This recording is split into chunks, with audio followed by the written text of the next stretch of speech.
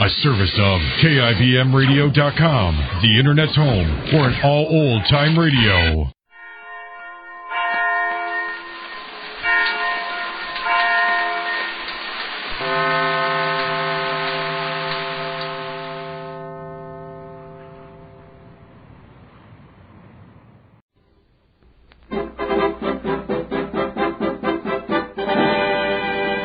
Jerry, at Fair Oaks.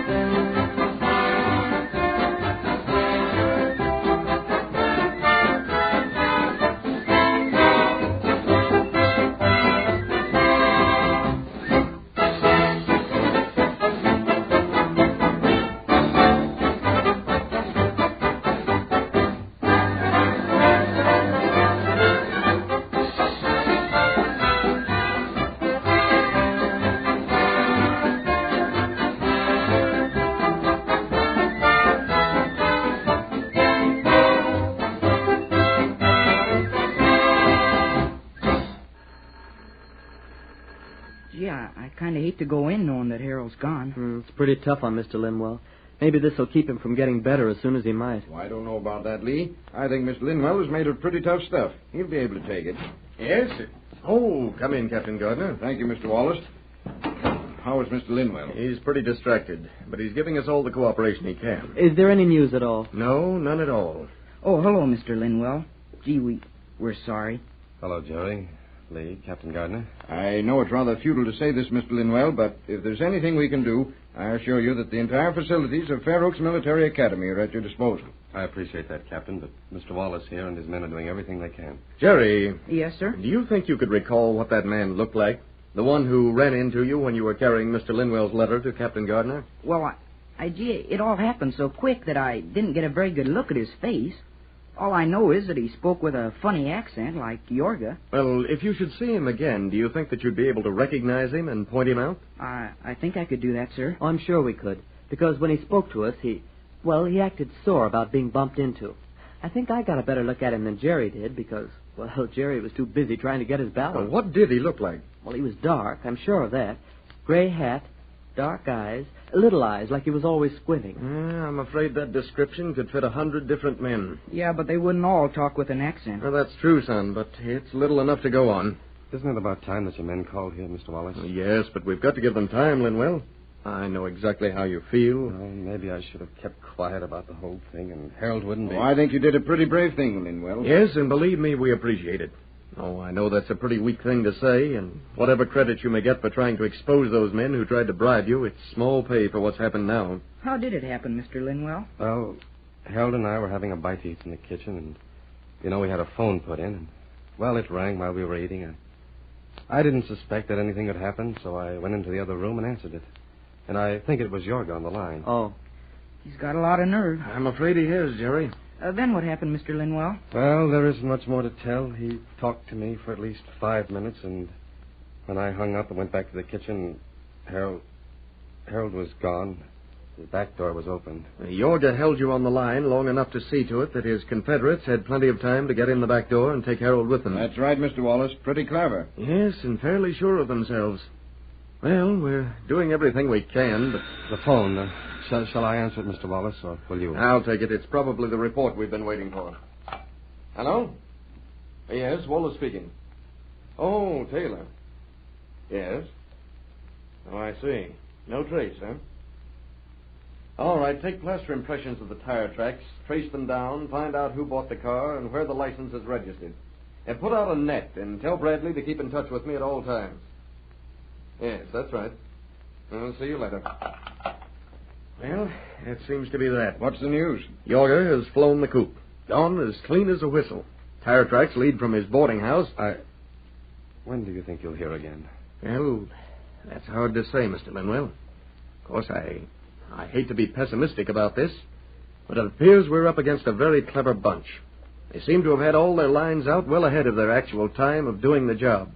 Everything was planned to the smallest detail. Well, haven't you got men out after them? Of course, Lee. We're doing everything we can. Of course, we're up against something more than just a clever gang. Heretofore, we've worked against them and them alone. But now, well...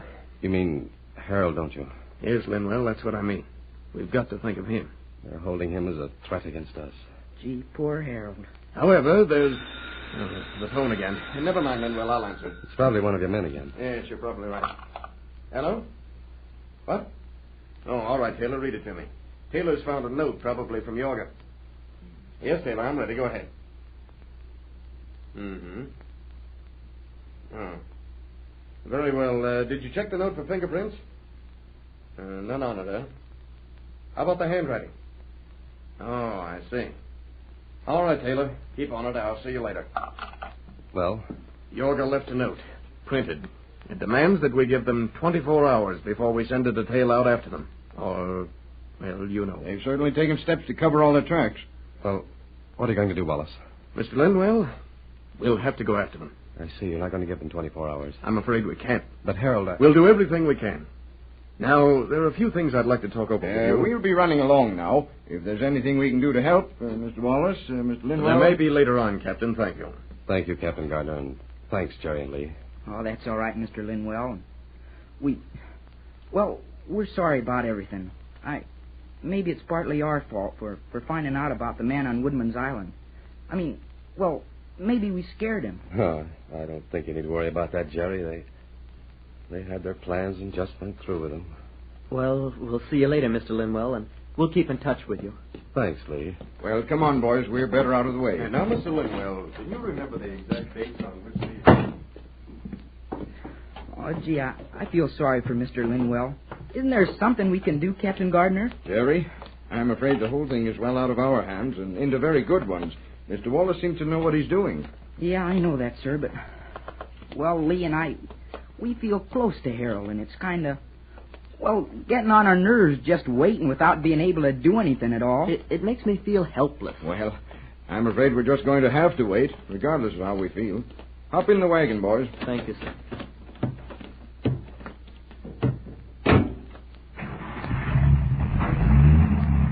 You going right back to the school? I guess so, sir. Can we stop in at Mac's place, Captain Gardner? Well, I rather think in view of the circumstances and because you still have on civilian clothes, you might stop in Mac's for a pop or something, but don't stay too long. No, sir. Is it all right to tell Mac what's happened, Captain Gardner? Well, yes, I guess it is, but I tell him to keep quiet about it. Oh, Mac will, sir. You don't have to worry about him. He can keep a secret. It isn't exactly a secret, Jerry. It'll be in the newspapers, but until it is, there's no use spreading it around. We don't want the rest of the cadets along. No, that wouldn't do any good. But we'll tell Mac to keep it under his hat. Well, here you are. I wouldn't stay more than half an hour, boys. May we tell the officer of the day that we've had permission, sir? Well, I'll tell him. And as soon as you leave Mac's, be sure to go directly to your room. Yes, sir. There you are. Thank you, sir. We appreciate it, sir. Quite all right. Just remember, no more than half an hour. We'll remember, sir. Good night. Good night, Captain Gardner. Gee, he's swell, isn't he, Lee? I'll say he is. Letting us go into Mac's this way. You know, I kind of wish Red Morrison was officer of the day. Huh? What are you talking about? Well, he was the old Red Morrison, and we were out of bounds after hours. We could just walk past him without giving any excuse. We could say, Mr. Morrison, see Captain Gardner. You're crazy. Come on, let's get in Mac's. Sure. Hey, look who's in there. Where? Oh, Corporal Dent. What do you suppose he's doing in Mac's place? Probably talking about Harold. Come on, let's go in. Hello, Mac. Hiya, Corporal Dan. Hello, Mac. I haven't seen you for a long time. How are you? Hello, Jerry. Well, what are you doing out at this hour? Away from the school, I mean. And in civilian clothes. You'll catch it for that, boys. Oh, no, sir. We've got permission. Well, sit down and have something. What'll it be, boys? Just some great pop. Same here, Mac. All right. Well, any news from the lad, Harold? Nothing at all, Mac. We've been talking about it. If I could get my hands on the black-hearted rascals who did it, I'd have them strung up quicker than you could snap your fingers. It's a shame. Aye, that it is. Muckle shame, and the lad not being a braw one. It's going to be a little hard. Talk English, McLeod, talk English. Go on with you. Here is your pup, lads. Thanks, Mac. Here's the money. Oh, no. This one is on Mac again. You lads have had a time of it. No news, eh? Just that the men who took Harold left a note saying that if they were chased within 24 hours, they'd... Oh, the thieving scoundrels. Just 1 minute I'd like to be with them. I'd show them that Corporal Dent has a bit of life left in him. Me too, Corporal, me too. Oh, gee, now that we're sitting down, I'm tired, Jerry. Yeah, I am too. I just realized that we haven't sat down for a couple of hours. Oh, aye. And you lads better be getting back to school. Crawl into bed early tonight and get some rest. Yes, sir. Nothing like sleep for a rookie. Yeah, I guess so. Well, thanks for the pop, Mac. Yeah, maybe we'll treat you someday, Mac. Oh, don't be thinking of that, lads. Well, good night, Mac. Corporal Dan. Good night. Good night, See you Jerry. later. Night, see. Take care of yourself. Whew. I am tired, Lee. So am I. Hey, look at this fellow without lights on his car. You better turn them on. Lee! Holy smoke, Jerry, don't yell like that. What's the matter now? That man driving that car. He's the fellow who bumped into me and took Mr. Linwell's letter. Jerry, are you sure? Yeah, oh, golly, hey, Lee. Look. He's stopping down by Mason's drugstore. Yeah, I guess he didn't know us because we're in civilian clothes. Lee? Yeah? Stay here. I'm going back to Mac's place and call up Captain Gardner. We haven't got time to run over and tell him. You stay here and watch that man. Yeah, all right. He's going in the drugstore now. Yeah, if he leaves, come in and tell me. Mac, quick. I got to call up the school. One of the men who took Harold just went in Mason's drugstore. I got to let Captain Gardner know about it. Hey, give me the phone. Oh, here it is, lad. What's the number, Mac? 7652. Oh, yeah. Hello. Give me 7652. Yeah. Say, Jerry, where's Lee? Watching the man. Oh, golly. Well, why'd you hang up, lad? The line was busy. I'll call Mr. Linwell. Oh, I can't do that either. He just got his phone put in, and I don't know the number. Well, the operator will tell you, Jerry. Oh, yeah, that's right. Hey, he's leaving. He's getting in his car. Oh, golly, he'll get away and with nobody following him. I'll follow him. You, Mac? How? In Peter's hardware delivery truck. It's sitting right outside. I'll grab it and follow him. Not alone you won't, McLeod. I'm a-going too. Well, then, come on. Lee, we're going too. Oh, no. We got it. We know the car and we know the man. Oh, the lad's right, McLeod. No, Loss, Will. There's no time to be wasting arguing. Come on. Mr. Peters is going to be a very surprised man when he sees his truck's gone. Hey, look. The man's going. Oh, hurry. Get in the truck, boys. Get in the back. Corporal, you get up in front with me here. The key in? Yeah, Peters left it in. He's still in his store. Now. Oh, come on, will you? Well, for better or worse, we're starting. I'm on. Oh, talk English, Corporal. Talk English.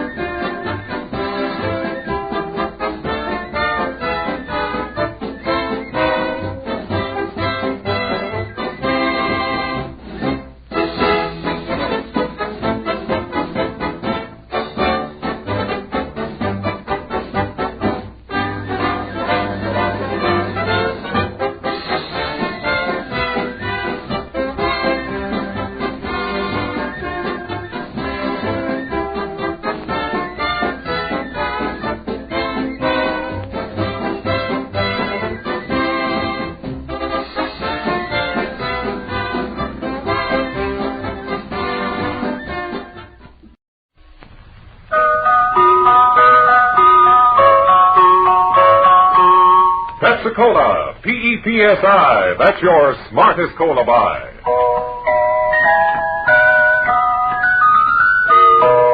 Pepsi-Cola presents Counterspy.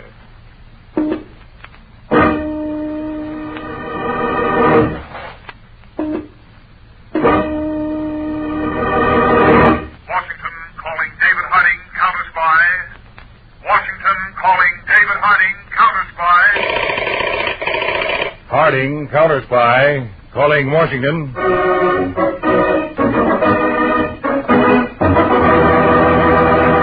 United States Counterspies, especially appointed to investigate and combat the enemies of our country, both at home and abroad.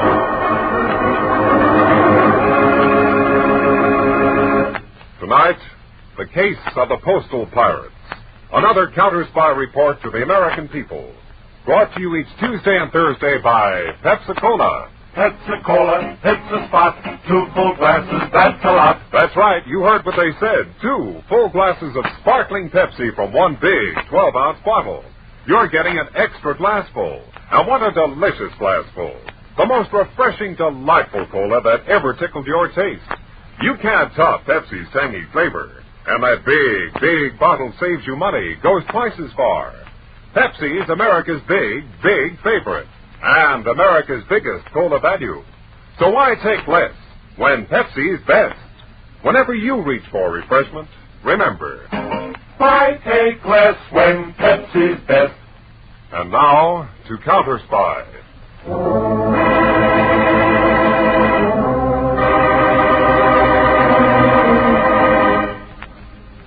In one of New York City's larger post office branches, it is mid-afternoon and fairly quiet. Then, through the street door, comes a remarkably pretty girl of perhaps 27. Her eyes are surprisingly cold and searching, until they reach window number 5.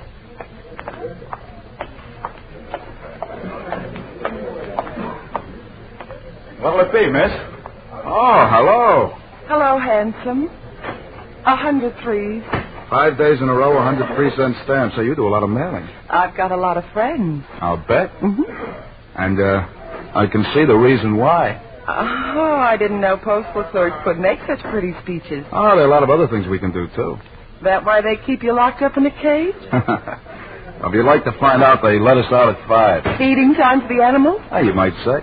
Well, I always did like animals, especially big, burly ones. Well, this one feeds at the Shamrock across the street from here. Oh, there? Mm-hmm. That looks like a place where they feed the animals. Okay, I'll pick you up here at 5.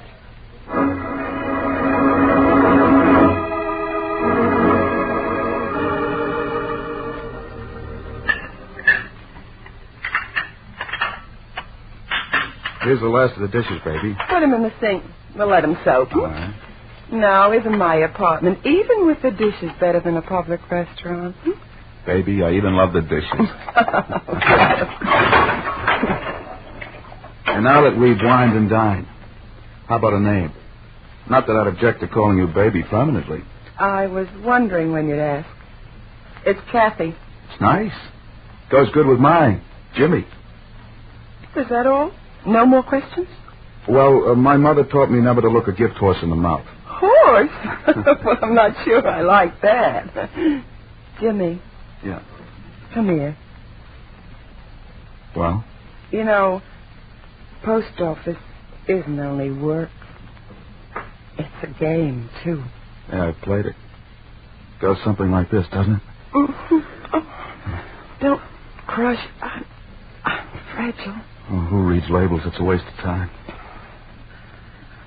You know, I might have a husband. Well, if you do, he's a chump to let you out of his sight. He's a chump. Oh, you have one? Oh, only on paper. We're separated. He pays the bills and prays for an excuse to divorce me. You trying to give him one? Don't be silly. I said he pays the bills. Are you, bothered? Yeah, a little. It marks you handled with care. I thought you said you didn't read labels. Try closing your eyes. That's an idea. Come here. Oh, remember, fragile. Oh, Jimmy. Oh. My. What a pretty picture. Oh, Nick! What's the idea of busting in here? Well, me and Frank just got a lovely snapshot for my album. You got it all right, didn't you, Frank? Right here from the doorway with my trusty camera. Mm-hmm. Hey, what is this? Evidence, big boy. That's why I brought my boy Frank and his camera along. Been waiting a long time for my darling wife, Kathy, to step out of line. Nick, you got this all wrong. I just met him today. Fast worker. And if I got it wrong, the camera hasn't. Right, Frank? A perfect shot. You're Kathy's husband? Sure. I'm not sore. You done me a favor. Well, you're not going to pull a stunt like this on her. Take your hands off me. Let go. Take it easy, mister. I make two of you. Yeah? Then this'll cut you down to size, big boy. Jimmy, look out! A gun! Get it away from him! Okay, Nick, now I got the gun. Now get out of here. You kidding? What you took, I can take back. Oh! What?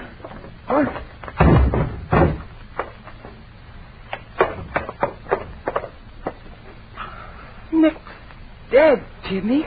Holy mackerel. Dead. You're a little late dropping the gun, big boy. But how could...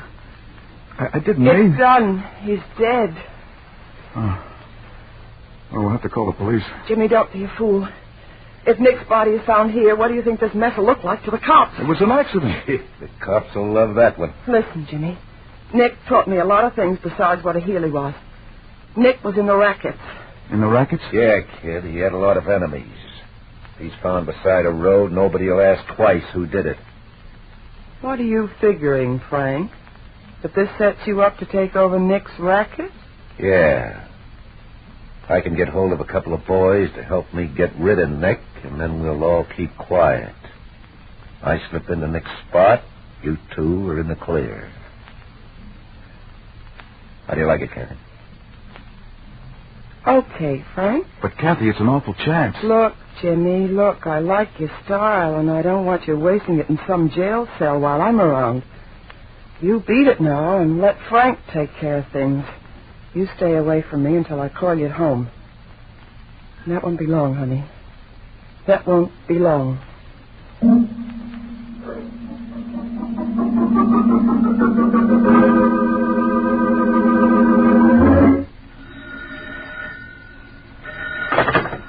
Hello? Jimmy? Kathy? Kathy, I've been staying home every night. I thought you'd never call. What happened? Did Frank? He said it's all right, but he wants to see you. Half an hour in front of the Shamrock.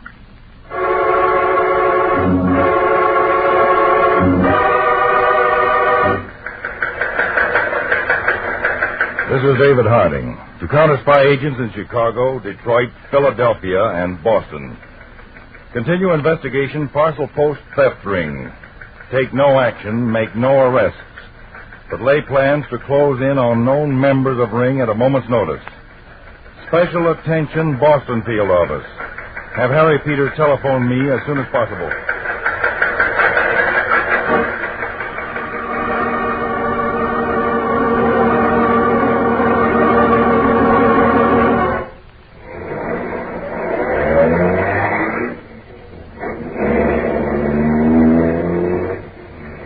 Okay, Frank, what did you want to see me for?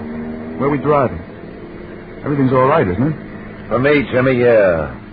For you, only maybe. Maybe? Depends on how you play ball. What are you driving at? Photograph I took. Not of you and Kathy, but of you and Nick. Nick? Well, what does it show? Take a look. It looks like I killed him deliberately. I cut it perfect. With Nick on the floor and you over him holding the gun. If that picture should show up when Nick is found, boy, oh brother. What do you want? Money? I'm a postal clerk. Then what do you want? I took over Nick's racket. A racket that's worked in the post office. The post office? Yeah. Nick had guys in post offices stealing valuable packages. What, just walking out with them? No. After people insure their packages, our guys relabel them. Send them to a special address. That's what you want me to do? Let's say this photo wants you to do it. And, of course, Kathy. She don't want to get mixed up in no murder rap. Kathy? Looking? All right, Frank. I guess there's nothing else I can do.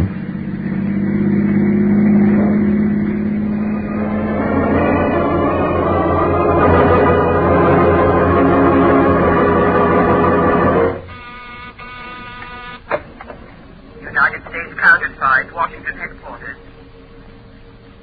Oh, yes, Mr. Peters. Will you hold on just a moment? Attention, Statistical Department. If Mr. David Harding is there, will he please take a rush phone call on extension 61 from Mr. Harry Peters, extension 61.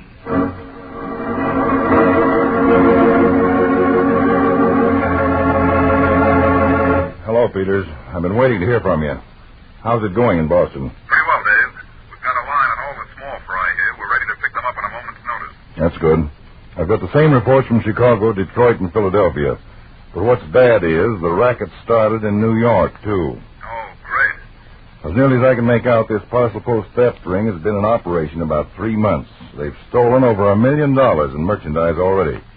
We pick up the small fry, and the big shots just start over again. I agree, Dave. I'm going up to New York. I want you to meet me there. We'll take up the investigation together. Fine. When? Tomorrow. And you can spend the time in between reading postal regulations. I know them backwards already, Dave. Good. I'll have something else for you. Your credentials as Harry Gordon, postal clerk.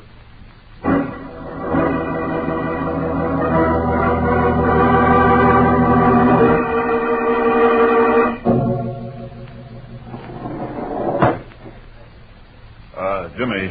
Yeah, what now, Harry? My daily stamp reports and registration book. Will you check them to see if they're right? Well, after 3 weeks, you ought to know yourself. I'd just like to make That's sure. my luck, always getting stuck with substitutes. Guys got to make a living. Yeah, I know. I'm sorry, Harry. Let's see. This post office work isn't so good for a guy's disposition. Forget it. I got troubles. Yeah, your books are okay. Thanks. Customer at your window. Oh, yeah. Yeah, mister? I'd like to have this package insured, please. For how much? Well, they're nylon stockings. You better make it $150. Okay. How are you doing, Peter? Okay so far, Dave. Penny Arcade, 42nd Street and 8th Avenue at 6 o'clock tomorrow. Here you are, mister. Your receipt. Will it get there all right? Sure. Be right on time. Don't worry about it.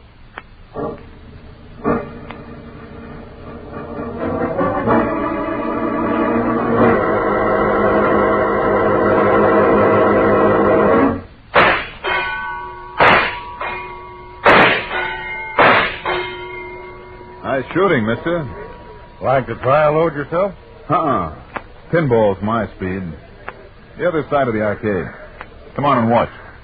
Okay.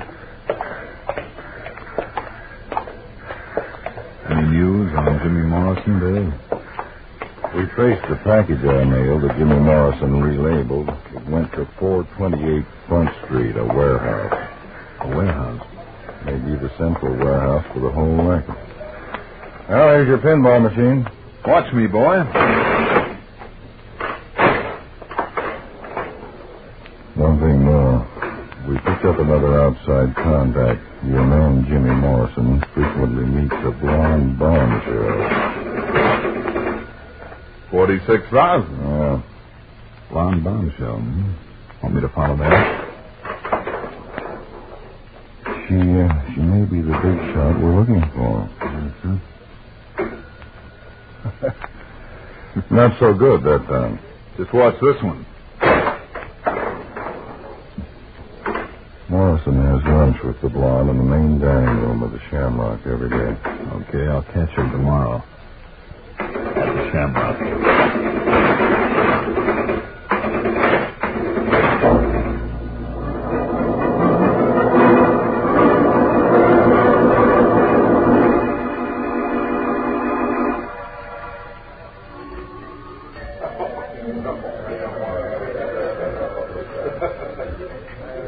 Kathy, I tell you, we can't keep it up. Look, Jimmy, we have to. Besides, don't you like spending the extra dough on me? Oh, honey, if it wasn't for you. Why did Nick have to... Forget that name, He could have gotten that divorce, then we could have... What's the matter? The guy coming toward us. What? Harry Gordon, he works with me at the post office. Oh.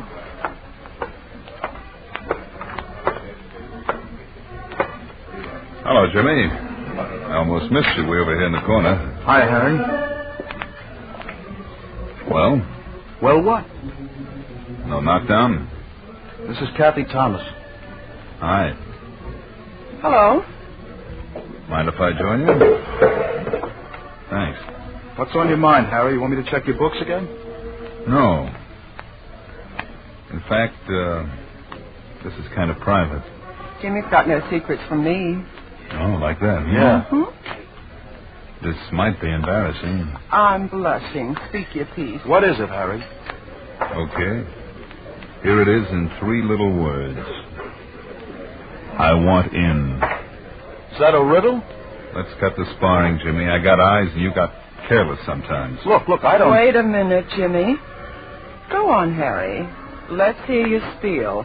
Okay, sister. Your boyfriend here's been making funny with the post office. Packages come in from dress goods houses, jewelers, appliance dealers, and what have you.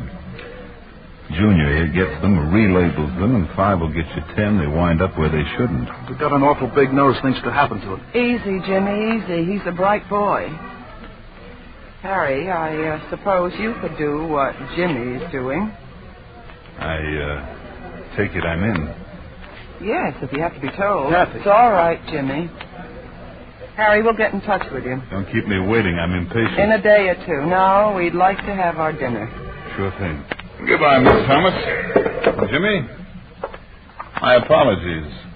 I had you figured about 5 sizes too big. So long. Kathy, I don't like it. You declared him in. Yeah, I did, but Frank has the final word.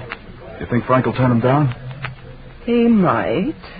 And in that case, I wouldn't want to be in Harry Gordon's shoes.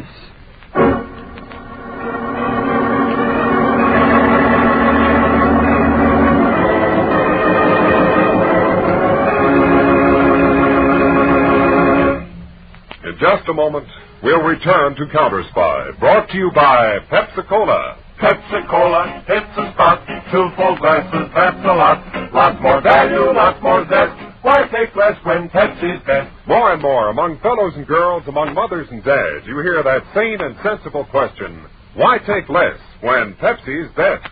No budget, no allowance, ever had a better friend than tangy, sparkling Pepsi-Cola. Because one big 12-ounce Pepsi bottle gives you 2 delicious drinks. That's twice as much tangy taste, twice as much delicious Pepsi to go just twice as far.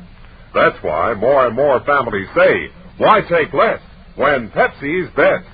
Yes, families like yours and mine, families all over America, they're all saying, why take less when Pepsi's best? Pepsi-Cola, it's a spot. Tastes terrific when you're hot. More and better than the rest. Why take less when Pepsi's best? Today, tomorrow, always. Get America's biggest cola value. Take home a carton of 6 big Pepsi bottles. Insist on Pepsi at the store. And say Pepsi at the fountain. Say Pepsi at the stand. Say Pepsi.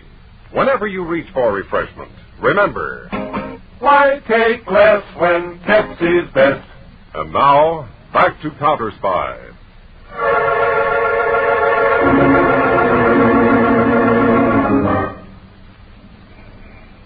It's just after 5 p.m. in Midtown, New York. From a tall marble building, Peters, alias Harry Gordon, postal clerk, emerges to join the homeward-bound throng. A man sidles up to him. Hello, Harry. What? Who are you? Guy you wanted to see. Kathy told me. Oh. Fast work. I've got my car. We'll go for a drive. That way, conversation's private. Come on.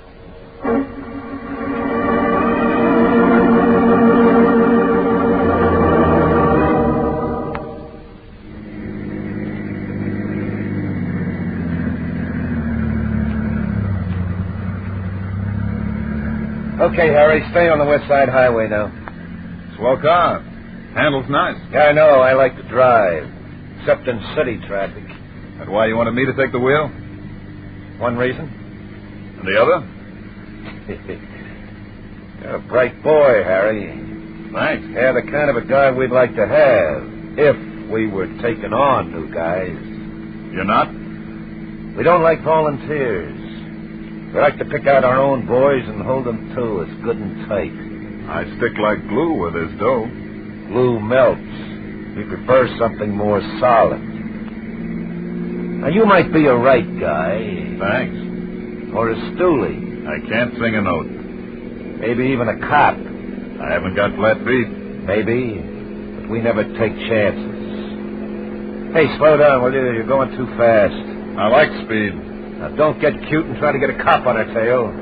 Out of power in this motor. Slow down, I'll blast your head off. I thought you'd show a rod sooner or later. Okay, I showed it. Now, slow down. What for? Right now, this is the safest way I can drive. You crazy fool, look out!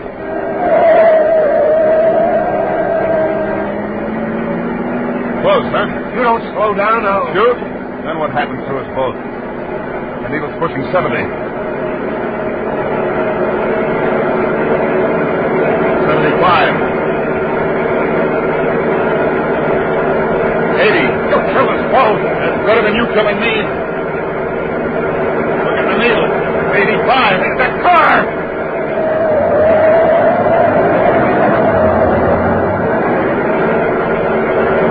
Okay, you win.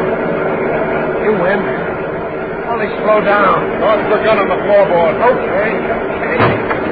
Now slow it. Turn out all your pockets and open the jacket wide. I don't want you to cross. Yeah, sure. I ain't got another gap.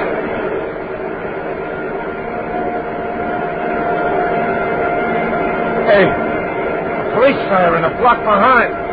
Cops, now we are in the stew. Maybe. That's a good boy. No more guns.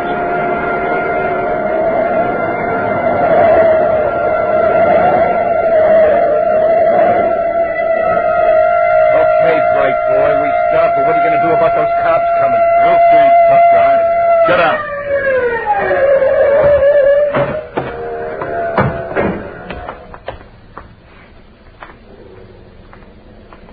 What is this? Only one plainclothes guy in that patrol car. Peters, I've been tailing you since you got into this car. What a race you staged. You pulled a gun on me, Chief. The only way I could make him drop it was to speed up. Chief? Who are you guys? Counterspies. Sorry it turned out this way, Dave. It practically tips our hand. I'd rather have our hand tipped than you dead. We'll move in right away. We'll hand this fellow over to the police and then go right down to pick up Jimmy and the girl.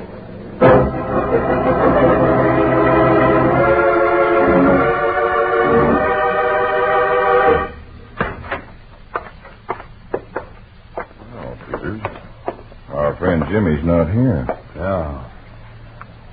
Looks as if he left in a hurry. He can't possibly know about the chase and... Hey, Peters. What's the matter?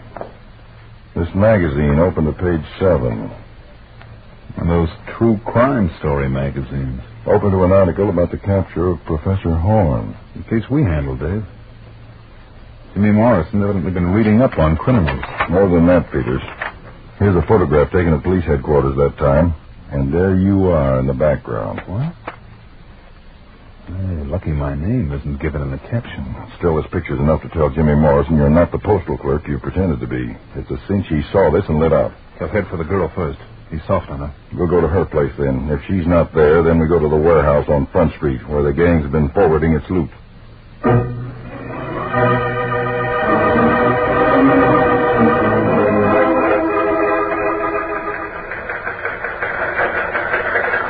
This is David Harding. Attention Counterspy agents, Boston, Chicago, Detroit, and Philadelphia.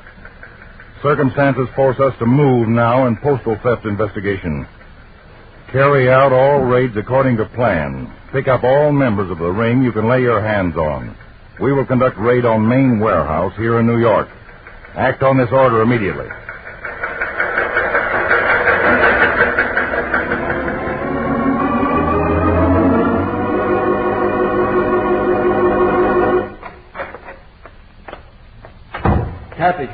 Taffy.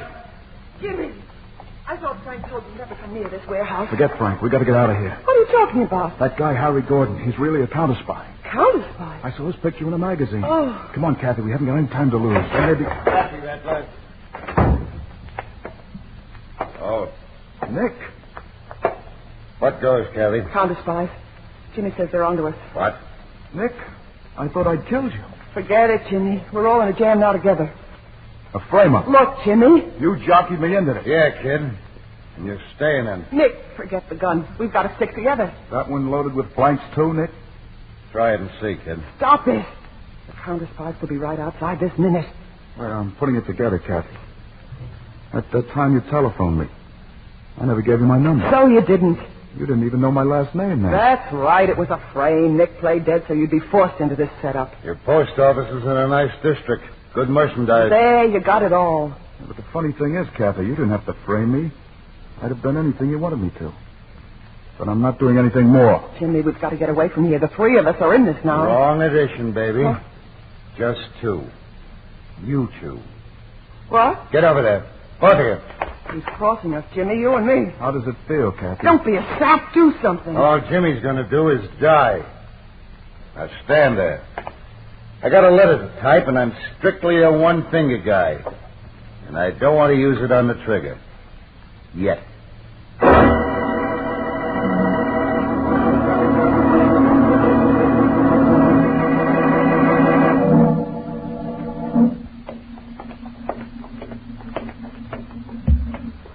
All of our agents stay count around the warehouse, Peter? Yes, Dave, and we're in luck. Oh, how? Conway tells me Jimmy Morrison went into the warehouse just a little while ago. Good. Maybe a meeting of the brains of the mob. What's that? Shots from inside the warehouse. Let's go.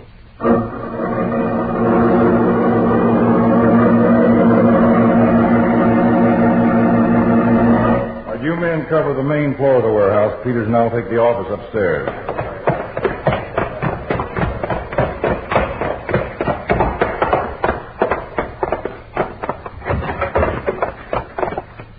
Peter. Holy. Jimmy Morrison and that girl. Maybe they're still alive. No, she's not. Jimmy Morrison's gone, too. Here's a note, Dave. Note. Typed and signed by Jimmy Morrison. Listen. Kathy was no good. She was poison and poisoned me. She really ran this whole package stealing racket and tricked me into it. There's no chance of getting away. I don't want to, and I won't let her, so I'm going to help her escape the only way she can, by taking her with me. Jimmy Morrison. Well, it looks as if the girl was the big shot, Dave. Murder and suicide. This winds up the case nice and neat. Looks like it, Peters. Not. Wait a minute. The boy's holding the gun. Well, he was the suicide, according to the note. Well, the note may say so, but the evidence does not. This was no suicide, Peters. It was murder. Double murder.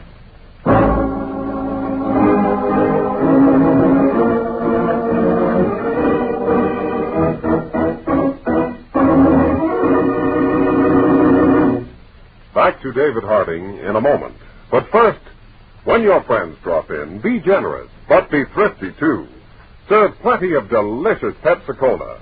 Pepsi's big 12-ounce bottle gives you not just one sparkling glassful, but two. Get a carton of 6 and serve 12 delicious drinks. Yes, Pepsi is America's biggest cola value. You get twice the tangy taste, twice the refreshment, twice the Pepsi. So why take less when Pepsi is best? Whenever you reach for refreshment, remember, Pepsi-Cola, hits the spot, fills full glasses, that's a lot. Lots more value, lots more zest. Why take less when Pepsi's best? This is David Harding. The deaths of Jimmy Morrison and Kathy Thomas, plus the simultaneous raids we made in Boston, Chicago, Detroit, and Philadelphia, would have ended our investigation of the parcel post theft ring, except for one small mistake. A mistake that turned an apparent suicide into murder. A mistake that led us straight to the criminal boss who tried to buy life insurance with death. For the exciting conclusion of this case, I invite you to listen Thursday night. Case of the Postal Pirates. File 2 on Counterspy.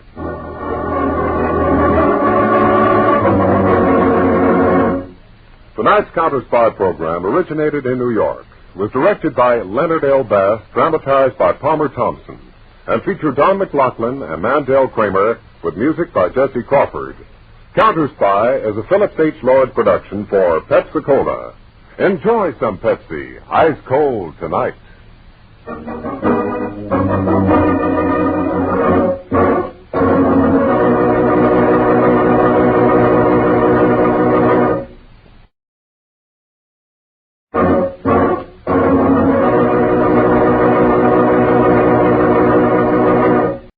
I was hired to find a blackmailer, and I did.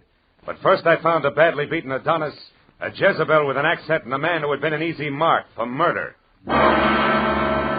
From the pen of Raymond Chandler, outstanding author of crime fiction, comes his most famous character as CBS presents The Adventures of Philip Marlowe.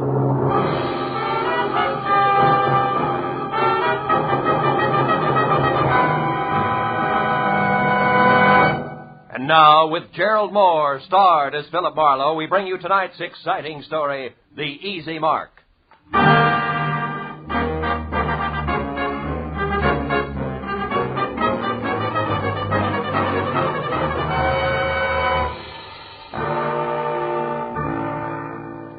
I'd spent a dull day on a duller subject, which was don't get caught with your income tax return down at midnight, March 15th.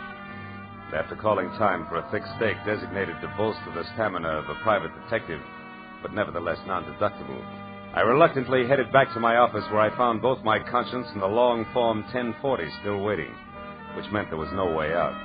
The dull day was going to stretch on into the night, but then I got a break, because my telephone rang and the call was from one Mrs. Corey Gilbert, a prospective client who wanted action in a hurry.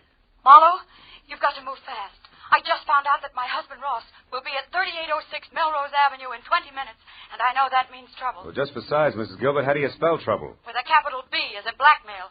There's no time for details now. Just get to that address and find out who Ross is meeting with.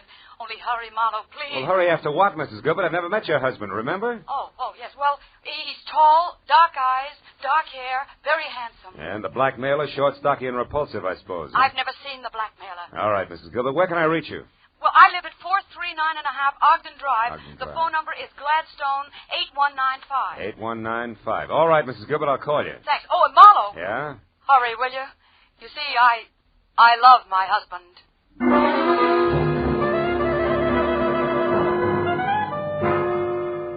I was a little more than 20 minutes finding the address on Melrose. But when I finally pulled up and parked away from the place, I figured being late didn't matter because number 3806 turned out to be an unfinished house, set deep in an acre of building materials. I was about to head for a telephone and get an explanation from a confused lady named Corey Gilbert when a lot of noise from what would someday be a living room changed my mind. Then I knew that my client had the right address after all, because there in the pale light of a slice of moon, taking the last of an awful beating from a thin man with a thick beard and a lot of muscle, was Ross Gilbert. Dark eyes and dark hair, like she said, but no longer very handsome. Don't hit me again. Stop worrying, Gilbert. I'm almost through with you except for this. A present from Nanette. And just one more from Nanette.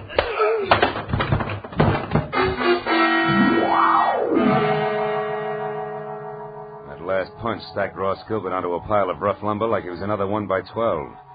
And as he slowly scraped to the floor unconscious, thick beard dusted himself off lightly, jerked at his tie, and stepped out of the opening reserved for a future front door.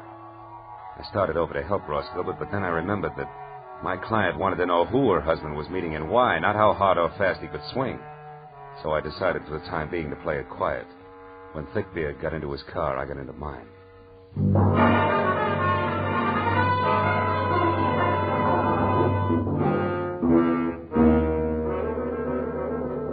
I followed him all the way to Beverly Hills, where he pulled to a stop in front of the Camden Arms Court. I parked, lights out, and watched him strut up a flagstone walk and knock on the door of a bungalow number 4, which was dark. When he knocked again and it stayed dark, he took an envelope out of his pocket, wrote something on it, and jammed it into the mailbox. Then he got back into his car and started away fast.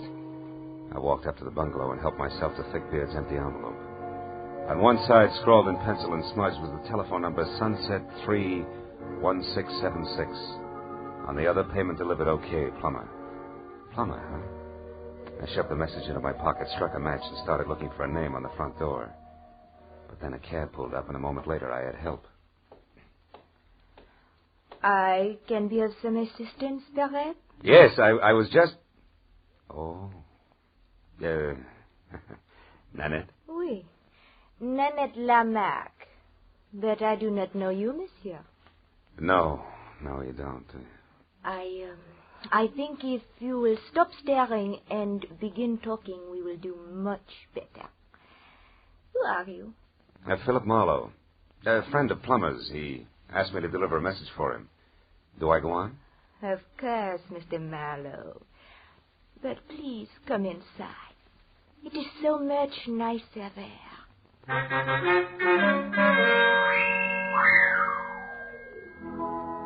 Nanette was so right about it being nicer inside. There were lights. And that made it easier to see that the lady with the thick French accent and the gorgeous waistline was something that could have mustered her own foreign legion. She was narrow green eyes and open red lips, topped by a lot of close-cropped soft brown curls that kept running into each other. And for a dress, she was wearing about a quarter of a mile of draped chiffon that, in the right places, fitted a little closer than her own skin. When I told her what I claimed had been a message from Plummer himself, she purred her thanks and started to mix me a drink. When I brought up the subject of blackmail, she stopped abruptly, spilling a bottle of perfectly good Kentucky Tavern all over the table. Blackmail? What do you mean, Marlowe? Extortion, honey. The malpractice of getting a lot for knowing a little that's not nice. You are swinging wild now, mon cher. Maybe. But if it doesn't bother you, I'll stay right with it. Because I'd like to know why you and Plummer, who have such an easy mark, insist on throwing rocks. What easy mark are you talking about? A tall, dark, and used to be handsome guy named Ross Gilbert. Ross. Soda, Marlowe? Yeah. But don't make it too sweet, honey. I can't take it that way. Nanette will be very careful not to make it too sweet. There. Tell me, mon cher, when did you last see Plummer?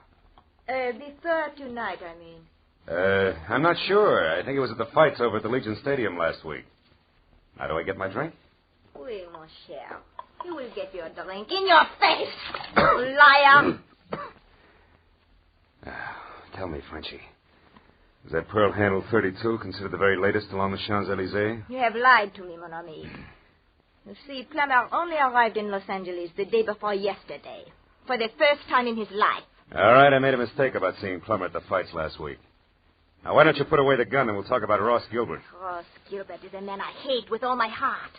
A man I could kill right this minute. And that, Marlowe, goes for anyone connected with him. So now get out. Oh. Without even so much as an au revoir? I reserve au revoir for my friends, Marlowe. Good night.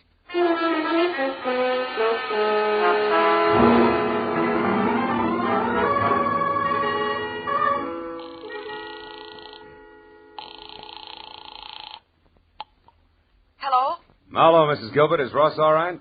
Ross isn't here, Marlowe. What happened to him? He ran into an ugly beating at that address on Melrose. Something nasty from out of town named Plummer is responsible. Ever hear of him and or an imported Jezebel called Nanette Lamarck? No, I haven't. But what about Ross? What's wrong with him? Nothing that a pound of beefsteak and enough liniment can't cure.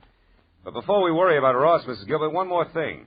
It's a phone number I found on the back of an envelope that belonged to Plummer. Number is Sunset 31676. What? Somebody you know? Yes, someone I know very well. It's the telephone number of my ex-husband, Emery Marsh. Emery Marsh, huh? Fancy dress designer on Wilshire? That's right. But what's he got to do with all this? Emery only met Ross once in Mexico, a party at Ensenada. Yeah, well, look, Mrs. Gilbert, why don't we postpone collecting Ross until I find out a little more? Where does your ex-husband Marsh live? In Santa Monica. But there's a good chance that he's still at his place on Wilshire. He does most of his work at night. Well, then Wilshire Boulevard's my next stop. I'll try to make it a quick one. Goodbye.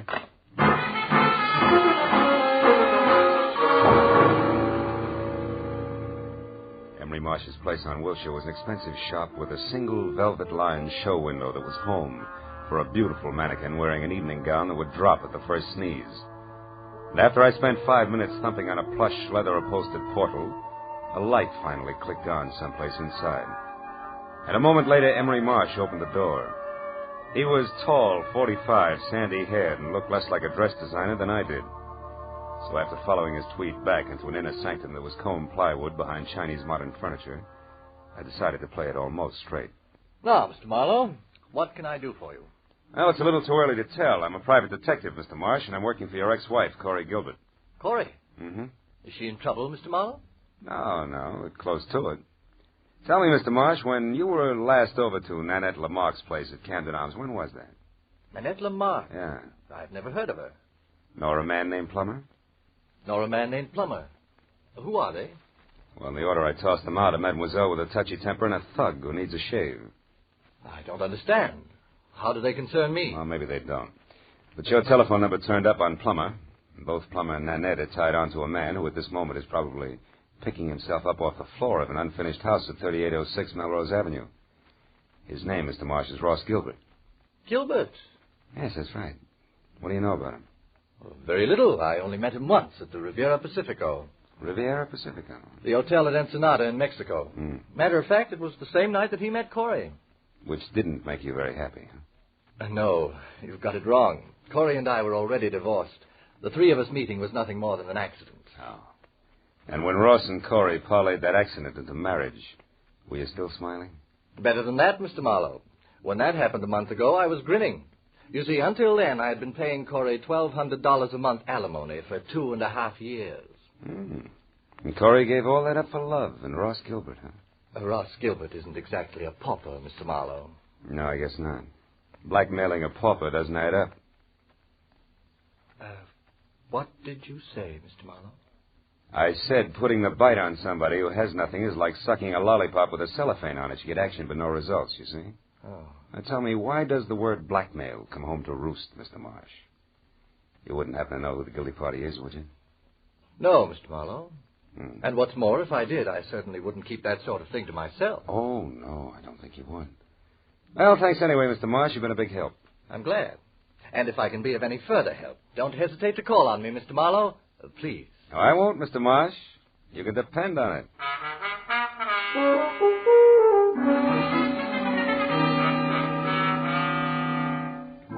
All the way from Wilshire Boulevard to Mrs. Gilbert's place on Ogden Drive, I kept wondering who wanted how much out of Ross Gilbert and why. About 20 minutes later, when I pulled up in front of the house, I started concentrating on my client, who had to be the woman standing next to a green coupe in the driveway and waiting in double time.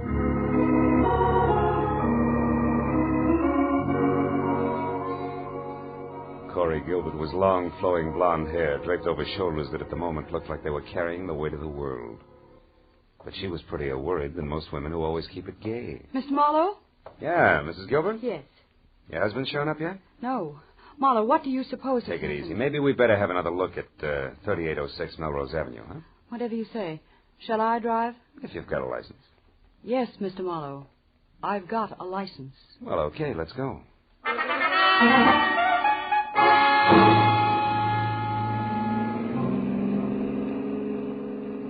The way we took off in Corey's Nash, I wasn't sure whether her license was for driving a car or an airplane. And while she kept us 83.5 AAA on the accelerator, she talked about her husband and why she was worried. By the time we were near the place, I knew all about the party in Ensenada, their whirlwind courtship, and what a fine guy Ross Gilbert was. When we got out of the car and started over the last 100 yards toward the unfinished house, I'd learned everything Corey knew about the blackmail angle, which wasn't very much. It started last week, Marlowe, when we got back from our honeymoon. Ross wasn't himself at all. He was worried. He forgot how to laugh. He argued with me over any and everything. Where does the blackmail come in? I don't know. He wouldn't tell me what was wrong. Then this evening, just before I called you, I overheard him talking on the telephone. That's when I caught the word blackmail and this address. Now, maybe Ross will be able to fill in a few of the blanks for us. Oh, he was over here in this room on a pile of lumber when I came.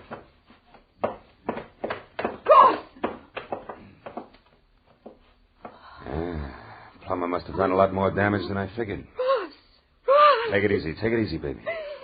Marlowe, what is it? Is he... I'm afraid he is, Corey. That man, he beat him to death. No, Corey, that round hole in Gilbert's chest wasn't made by a fist. From where I stand, it looks like a .32 caliber bullet.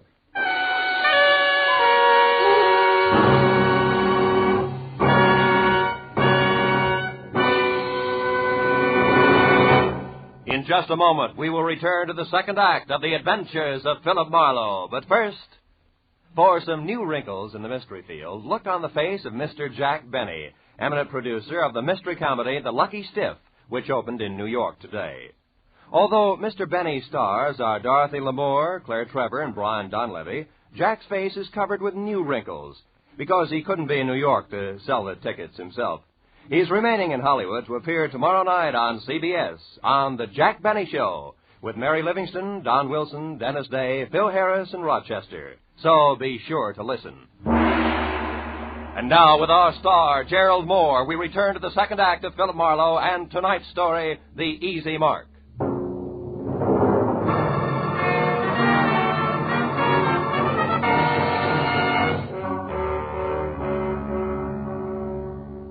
Corey Gilbert's face went sickly white, and her mouth twisted on the brink of hysteria as she stared at the dead man.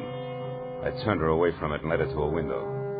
She did the fastest job of pulling herself together I'd ever seen. Then I went back to the body. On the way, I noticed a folded scrap of paper on the floor. It was a page torn out of a desk diary, but all that was written on it was the address of the unfinished house we were in. I looked down at what had once been Ross Gilbert. Setup didn't make any sense. A victim of blackmail had been beaten up by a total stranger, and then, a little while later, murdered. Somebody had killed the goose that was laying the golden eggs, and it didn't figure in any direction. Well, I just about decided to go through his pockets when a sound from Corey changed my mind.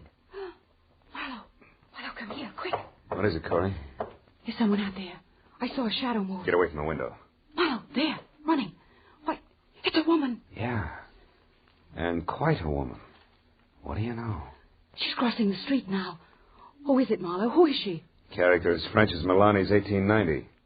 Only she's more like nitric acid than salad dressing, Corey. Her name is Nanette Lamarck. She's getting in that car. Aren't you going to stop her? No. I've got a line on Miss Lamarck. I can find her. But she was hiding here. She could be the one who shot Ross, couldn't she? Easily. In fact, right now she's the odds-on favorite. But she's also cagey, and we'll have better luck if we get her on home ground where she'll talk. Besides, there's a big chunk of this business that doesn't follow. What do you mean? Well, look, the murder came out in reverse. Ross was paying off, so he should have been the killer instead of the corpse. Which means there's more than blackmail involved. I don't know what you're talking about. All I know is he's dead, and that woman killed him. Maybe. Come on, Corey, let's get out of here. Where are we going? Well, first you take me back to my car, and then I got a job for you to do. What kind of a job? Well, I found this page ripped out of a desk diary, probably Ross's. I want you to go through all his things and find that diary for me. There might be something else in it that'll give us a connection. All right. Where are you going? I'm going to pay a call on Nanette. Only this time I'm bringing my own welcome mat. I think I'll need it.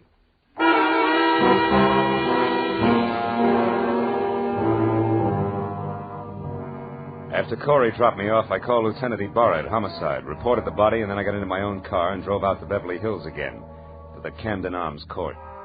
Nanette's bungalow had lights on. I parked down the street and made tracks back through the landscaping to a side window. Nanette was playing pin-up girl on the arm of a divan. She watched someone pace back and forth across the room. When I got close enough to hear what was being said, that someone turned out to be Corey Gilbert's first husband, Emery Marsh. Like chickens with their heads off. So Ross Gilbert was shot to death. But I've got to know the truth about one thing, Miss Lamarck. My entire life's work is at stake. Can't you understand? All right, Monsieur Marsh. Do not break out into tears, I will tell you. Plummer is merely a private investigator I hired to locate Ross Gilbert for me. Now, are you happy? No. Why did such a person have my telephone number? That's what I want to know. I'll be ruined if I'm involved in this mess. My reputation means everything to my business, and, well, things aren't going too well just now. If I'm connected with a scandal, I'll be wiped out. Well, stop worrying. I saw you with Ross Gilbert 3 or 4 times before he disappeared. So I gave your name to Plummer as a possible lead to Ross. That is all. Why did you want to find Ross Gilbert? That, mon ami, is none of your business. You found out what you wanted, so good night. All right. I'll go. But can I count on you to keep my name out of this? Listen, I am counting on me to keep my own name out of it. And I will be very busy doing that. Good night.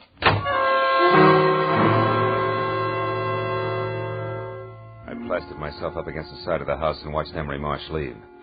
He looked anything but happy over the result of his interview with Nanette, but I figured I had the benefit of experience to work with and less to lose than he had. So I waited until he was out of sight, and then I stepped up to the door, braced myself, and tried my luck. You again. Yeah, and I want to talk to you. Get your foot out of my door. Oh, get out of here. Get out. Not until we've had a nice, quiet chat, Nanette, and I think we'll take up where Emery Marsh left off. Look, just who exactly are you, Marlowe? Your boy Plummer and I are distant fraternity brothers, but there the similarity ends. Just another cheap private detective. Oh! Okay, baby, if that tough stuff's the only language you understand, we'll talk that. Oh, stop it. Leave me alone. Now get over there. Sit down. Oh, you ape. I'd be nice to me if I were you, Nanette. Because I just love to see a rope around that lovely neck of yours. And what's more, I can almost put one there. You're in a mess right up to your accent. So start making answers beautiful and keep them straight. First, why did you put Plummer on Ross Gilbert's trail? Because he double-crossed me, that is why. Double-crossed you how? He ran away from me. He was mine, all bought and paid for, you understand? Not exactly. When I met him, he was flat broke. I bought him every decent stitch of clothes that he had. Gave him everything he needed to be a gentleman because we were going to be married.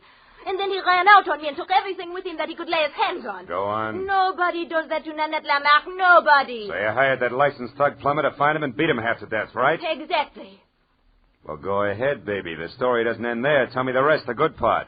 About how you waited until Plummer got through with him, and then you went down to that unfinished blueprint out of House and Gardens and killed him. No, that is not true. I did not do that. Well, I could not.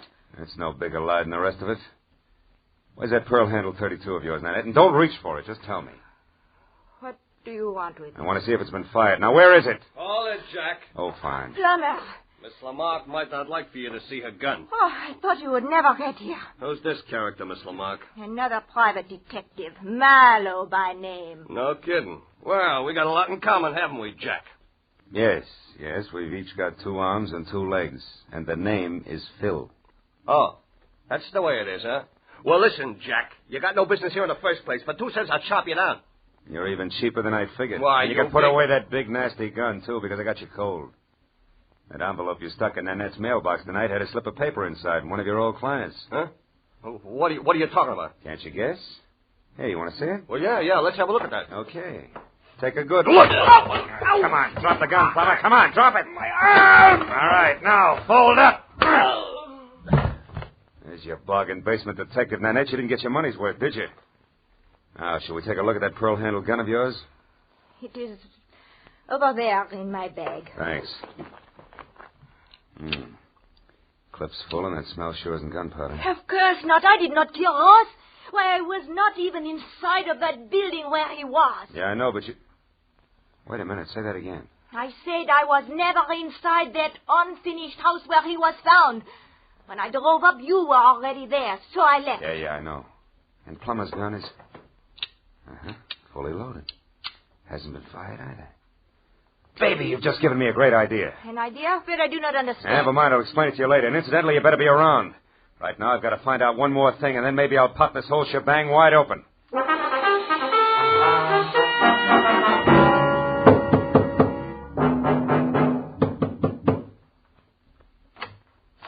Mr. Marlowe. Good evening, Mr. Marsh. Lucky to find you still working, huh? Late hours are a habit with me these days. Come in. Thanks. Mr. Marsh, I've come back for that help you offered me earlier this evening. I see. Well, the offer's still good. Fine. I think your ex-wife, Corey, is lying to me. She claims you didn't know Ross Gilbert, that you only met him once at that party in Ensenada, but you did know him, didn't you? Why, yes. As a matter of fact, I did get acquainted with Ross slightly. We had dinner together a few times. Uh-huh. And you really did favor his marriage to Corey because it freed you automatically from that alimony load you were carrying. That's correct, Marlowe, but I don't And it's also correct, isn't it, that you couldn't afford to go to court to have your alimony reduced because that would let your snobbish clientele know you were going on the rocks.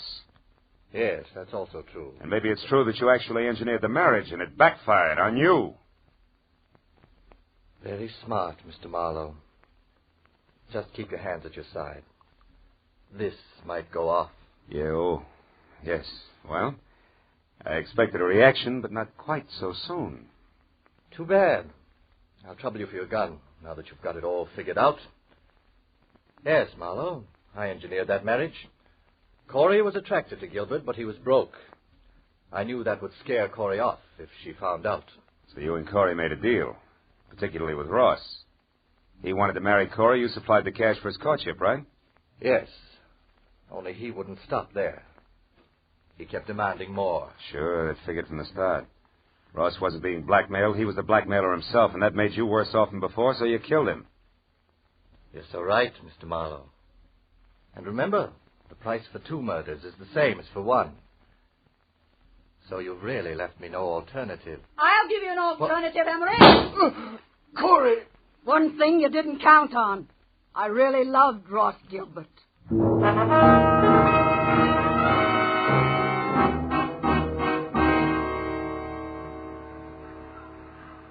Well, I guess that winds it up, Corey.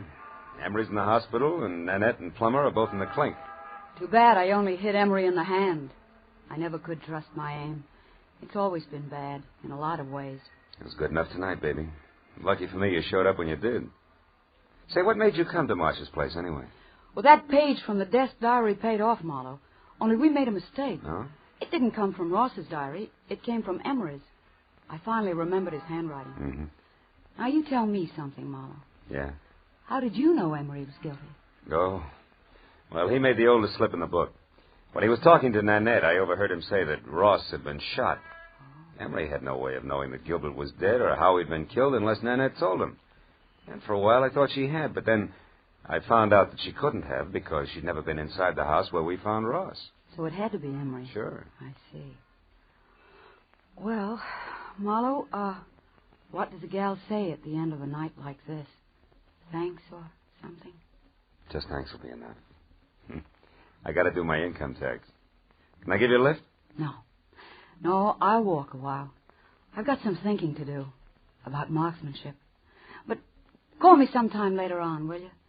Just to see if I'm shooting in the right direction. You can count on it, Corey. Thanks. Good night, Phil.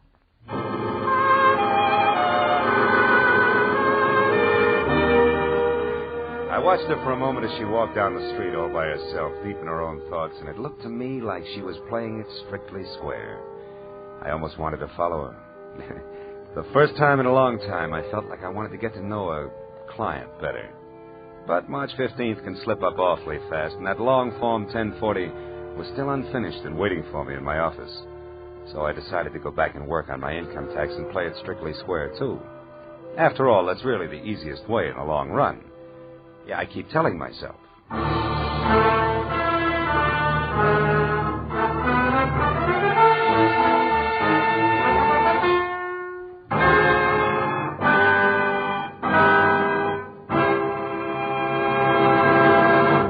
The Adventures of Philip Marlowe, created by Raymond Chandler, stars Gerald Moore, and is produced by Norman MacDonald. The script by Mel Donnelly, Robert Mitchell, and Gene Levitt was directed by Ralph Rose. Featured in the cast were Sylvia Sims, Lorette Filbrandt, Ken Harvey, and Paul Duboff. The special music was by Richard O'Runt. Be sure and be with us again next week when Philip Marlowe says... There was a man with a bad heart, a telephone number scribbled on a cash register receipt, and a corpse on the other side of town. But I couldn't see the connection between them until I realized they were all tied together by the same long rope, worth $30,000.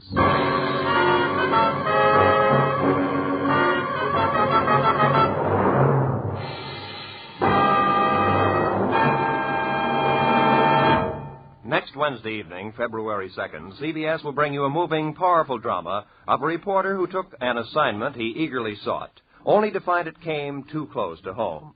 Its title is Mind in the Shadow. Its star is Eddie Albert, and its story tells how the reporter set out to reveal the shocking facts about our mental hospitals, and then learned that his lovely young wife might have to enter one. Based on actual documentary evidence of conditions existing today, you'll find Mind in the Shadow, a revealing story of something which could happen to you. Hear Mind in the Shadow, starring Eddie Albert, next Wednesday evening, over most of these same CBS network stations. Now, stay tuned for Gangbusters, which follows immediately over most of these same stations.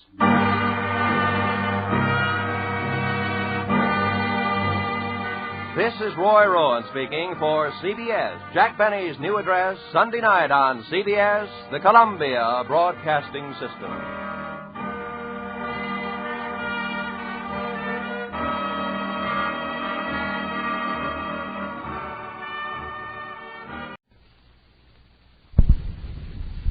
Crime does not pay.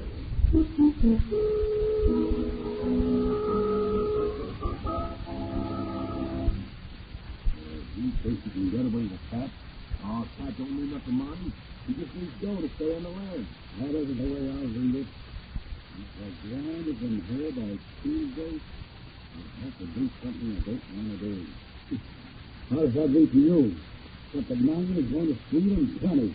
All he needs is he might have to take a job.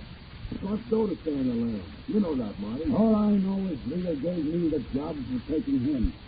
And letting him drive him out like cat man and stay around him for taking anybody. So what are you going to do? Got some buffalo. I think I'd like to take a little trip here. You ever seen that before, really? That's where you want to go. Just right next door to Buffalo. Well, trip like that ought to bring us within easy rifle shots of Pat Mandy.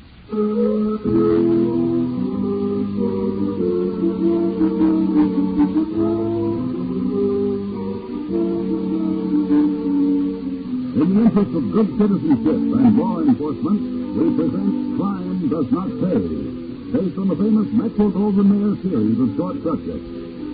In just a moment, you will hear Don't Write, Telephone, starring Jack LaRue.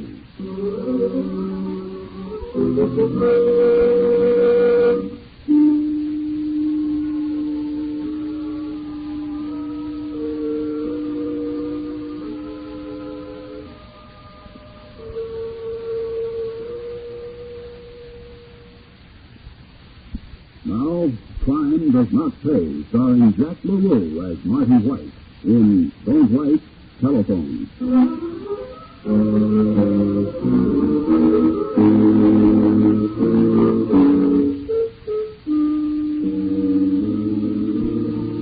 Every thriving business, no matter where or what, has assets. When the owner or the manager takes a leave of absence, goes on a business trip or merely on vacation, he tries to see to it that those valuable assets are protected. The same procedure applies to organized crime, which operates in a very businesslike manner. The assets of organized crime are the territories it controls and the rackets by which it profits. And when the boss in any district leaves town, a picked lieutenant is charged for the protection of those assets. Therefore, when the moment came, Leo Dunn, big boss in the city, called in Marty White. You sent for me, Leo? Yeah.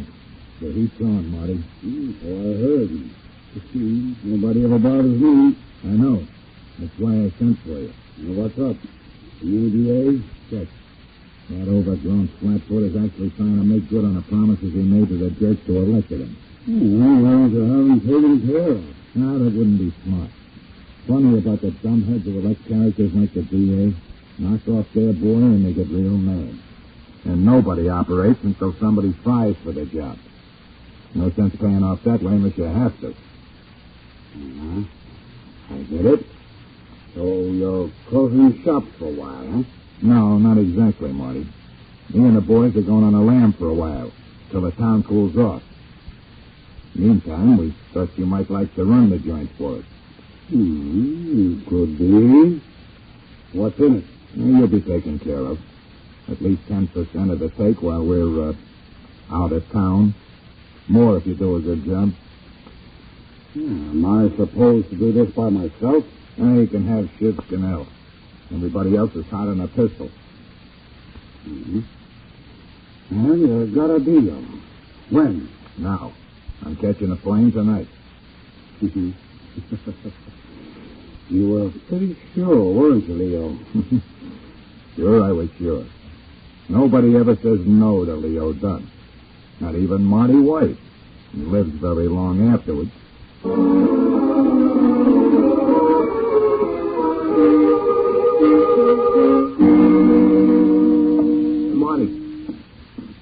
Marty.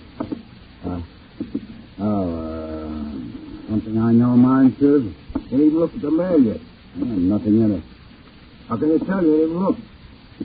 Well, I can tell you all about this job. Come in around noon, sit here till 6, make a few rounds till 11, hit a couple of the clubs till 3, same tired days and the same tired routine. Go home, hit the sack, the next day the same thing. First thing you know, I'll be going to church on Sunday just so to break the monotony. What would you expect, fireworks or something? You know Leo and the fellows got this territory sewed up like a Scotsman's pocket? I figured something would happen. Something would get out of line. I don't know, something. When nothing happens, that's okay by me. Here, read the minute. I told you there's nothing in it. Here. This was marked from Buffalo. Cat Mangan, it looks like. He stashed himself in Buffalo, ain't he? I think so. Oh, okay, let's see what he's got to say. Well, what do you know? Get this, Shiv.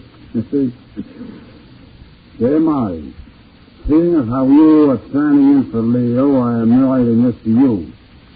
As you no doubt know, I am sitting here where they tell me McKinley got knocked off because all of us had to lay him out of town on account of a certain character getting very busy in our custom hangout. So I am here not on account of I want to be, but because when I hear an order, I do so. But now I'm out of dough. I am clean. I am strictly on my upper, so to speak. I therefore request a roll. I figure $1,000 will do me until we can go back into business. And if $1,000 isn't here by Tuesday, I'll have to do something I don't want to do. Awaiting a reply quick and fast, I remain very truly yours, Cat Mangan. You know, that's a good English. Not on account of I want to. It don't sound right to me. Mm-hmm. So he thinks he can get away with that.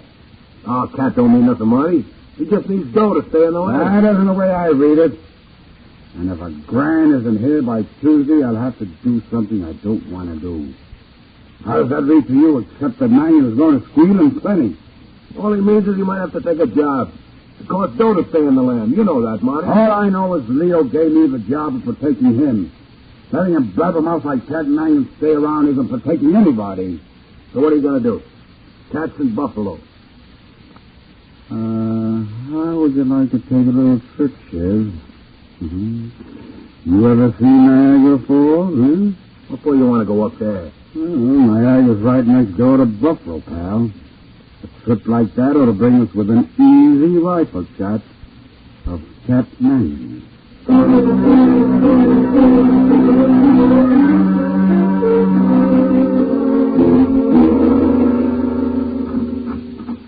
Well, Marty White, as I live and breathe. Hiya, Paul. It's been a long time. Yeah, not since you did that little job for me across the border. How have you been? Okay, within reason. You know Shiv Scannell, Shiv? Paul's Moran. Hiya, Mr. Moran. Glad to have you in our town, Scannell. Well, what's the pitch, Marty? I thought you were keeping an eye on things for Leo. I am. That's why I'm here. Oh. That's so. What do you think is wrong? Nothing, as far as you're concerned. Oh. Well, what then? The Cat Mangan is hiding out up here. Yeah, I know. I know you know. He had a report to you, same as we did. What about Cat? He wrote a letter. I always say don't write telephone, especially with women. Maybe Cat should have done that, too. Huh? That's so? Excuse me, Mr. Moran. I don't think... Shut up! You don't think. Okay. Neat little warning typed on the end. Pay or else. You sure? Of course I'm sure. That's why I'm here. What do you want from me? This is your territory. Definitely. Well, I want an okay to take care of Mangan. Here. You think he means it? Well, he wrote it, so he's thinking about it. If he's thinking about it, how far is he from doing it? Yeah. All right, you got it. How? Well, we got his address in a room across the street. I brought my rifle. Just fitted for a silencer. All right. But if you get in Dutch, don't ask for me. That's all. We won't. Either way. See you around, Falls. After a while.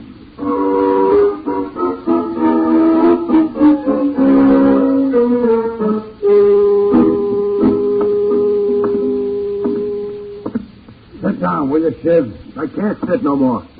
2 days we've been here, not a sign of... Let's stand. Just stop walking up and down. I can't help it, Marty. I ain't like you. I can't sit at no window for 2 days holding a rifle. Why not? Nothing to it. When you have to use a rifle that you need any skill. Let me go out for a walk, Marty. No. What's with you, Shiv? You nervous? No. Ever since I did that time, I can't stay in a room and I can't go out. I gotta walk. Well, you'll walk as soon as the job is done. Who's that? Well, you won't know till you ask. Who's that? That's you, kid. This is Paul. Marty there. Yeah. Wait a minute.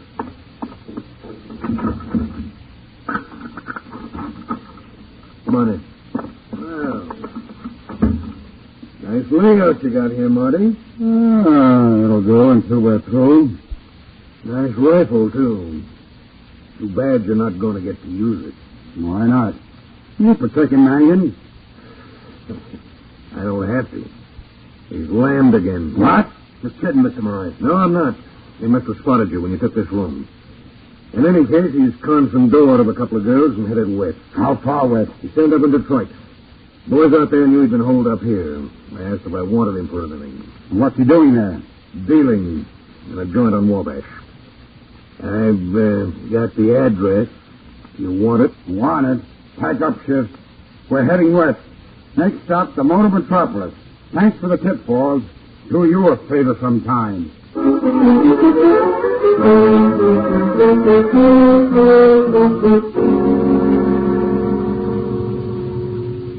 How much longer, Marty? Till he comes out.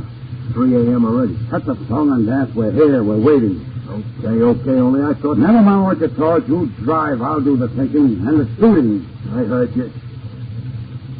Can I turn the heater, Marty? I'm cold. Go ahead. You have to ask everything. Hold it. That him? Yeah, that's the cat. Right down the stoop. Like you had nothing to worry about. Let's get him, Marty, so we can get out of here. Let him get close. The 38 isn't like a rifle. He's getting in that car, Marty. After him, quick. I can. Get him on the fly, Marty. Can't street's too rough. Look at him go. Keep after him. Doing my best. Keep him in sight, will you? I'm trying. All the rotten luck. You think he saw us? Maybe not. Luck is right. That's why they call him Cat. He's got 9 lives. Anybody in the car waiting for him? There must have been. I didn't hear no starter. Somebody set them. Keep on his tail, will you? I'm keeping. Where's this road go to? Don't you recognize it, Jerry? We came over in the opposite direction yesterday. This is the way to the airport.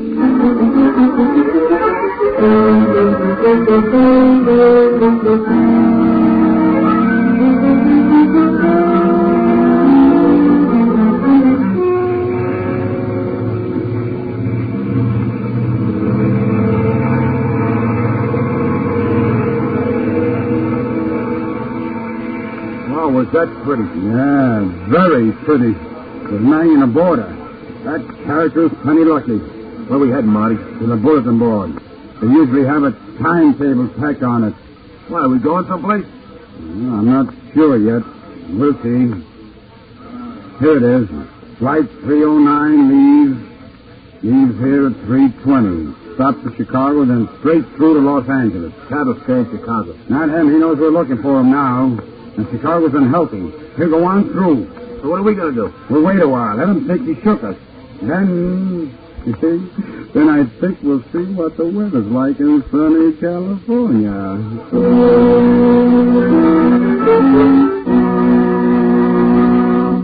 In just a moment, Crime Does Not Pay will continue with Don't Write, Telephone.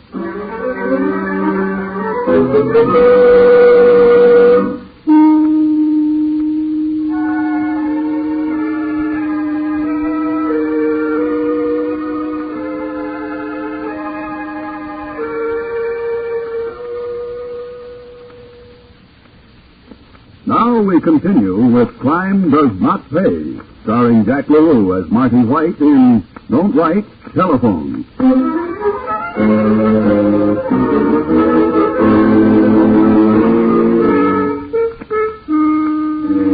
Marty was still sagging along, hung around Detroit for a week, letting it be known in the proper places that they had no further interest in Cat Mangan.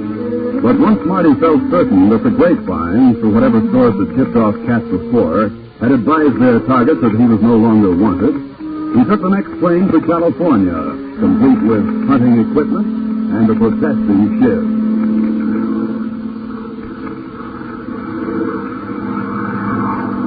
I don't like this. I don't like it. What's down there, Shiv? Pretty country. I hate flying. Well, we said the plane Cat took was pretty. Cat was on it, not me. What's wrong? You'd rather spend 3 days on the train? The train you can get off. This is like in college. Only ain't on the ground. You can't walk, not even from the cell door to the window. I get it. Before you know it, we'll be in California. But I'm afraid of it. Maybe we won't know it. Now you'll know it once we get there. Once we get there. Where you got the rod, Marty? Suitcase in the baggage. All pretty. Numbers filed off. Nobody'll ever trace them, not even the cops. Get a good look at that dame? What dame? One in a uniform that goes with the plane. You been making any passes? Me? Passes? No, of course not. Well, see that you don't. We've got enough trouble on this operation. No dames, understand? Yeah, I understand. Only I still think you got that letter all wrong. And I got a feeling about this job. The whole thing smells like trouble to me.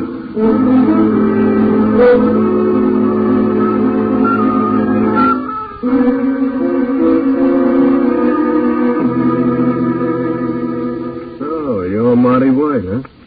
When did you blow in? Last night. Alone? No, I left Shiv at the hotel. Getting his land legs back. He sure hates flying. You must have been in an awful hurry to get here. I was, Fletcher. I understand you only have a few days of sunshine each year, so I wanted to catch the good weather. Never mind the bum jokes, White. What do you want in my territory? I want Cat Manning. He's minding his own business, living in a little place over in Alta Vista. No trouble. I wrote a letter. Said he'd talk unless I let him have $1,000 of Leo Dunn's money. Oh, Cat's not that crazy. Well, see for yourself. I carried that thing from home to Buffalo, to Detroit, now here. Excuse the creases. I see. I'll have to do something I don't want to do. It's clear enough. Never thought Cat had tried something like this just for dough. Okay, what do you want from me? Cat's address. Ask the girl for it on your way. And you're okay to take care of him here. You've got that already. And can you charter a plane for me? How big? Well, big enough for Shiv and me and the pilot. And big enough to get from here to Frisco or Las Vegas. We'll head east from either place. I'll take care of it. When are you, working? Tonight. All right.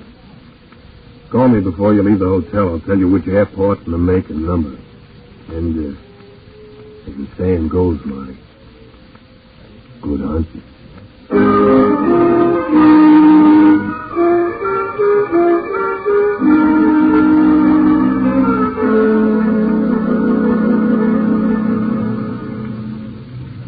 He's in there. Where's his car? Garage is attached. The big door. You go in right from the house. How are we going to get him without a chopper? He drives right out, that is. Watch and see. That's his garage. Like this? He drives out and you don't do nothing? No, not yet. He'll be back.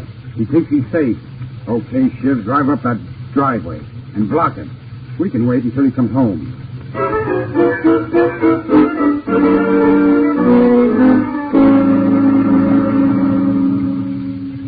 Headlights coming up the hill, Shiv. Think it's him? Oh, we'll find out in a minute.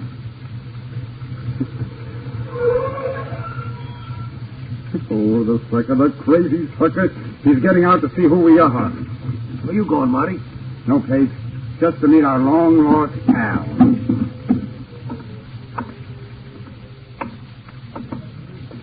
So, you thought you'd sing, did you, Cat? Well, here's your grand from Leo with interest.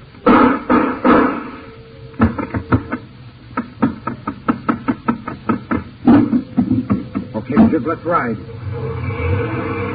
Three pieces of lead in them, I'm sure. Where are we going now? Straight out to the Burbank Airport. Marty, we ain't going to fly again. You want to get home, don't you? Hear them? No, Carl, I don't hear any bells. That's no fire engine. So quick? You must have heard the shots. First bad break. Pull on, Shiv. There's a plane waiting for us. Let them chase us. We got wings once we hit that airport.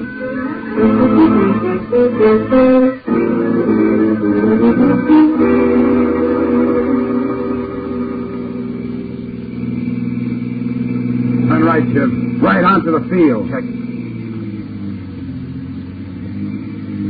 There it is, the little one with the engine turning over. Here's where we ditch the buggy. I don't know which I hate most, flying or cops. And I kid you fly. But first run for it. Oh, you smell like trouble?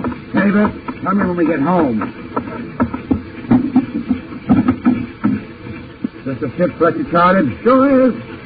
You guys are in an awful hurry. No time to talk. Let's go. I can't. I got to get clearance from the tower. You heard that? Cops, gun your engine. I can't. I'll lose my license. You see this? You'll lose more than your license. You don't take off right now. Marty, those cops, they're stopping next to a jalopy. Okay, fly boy. Do you fly or do you get a hole in your head? Sure looks like I fly.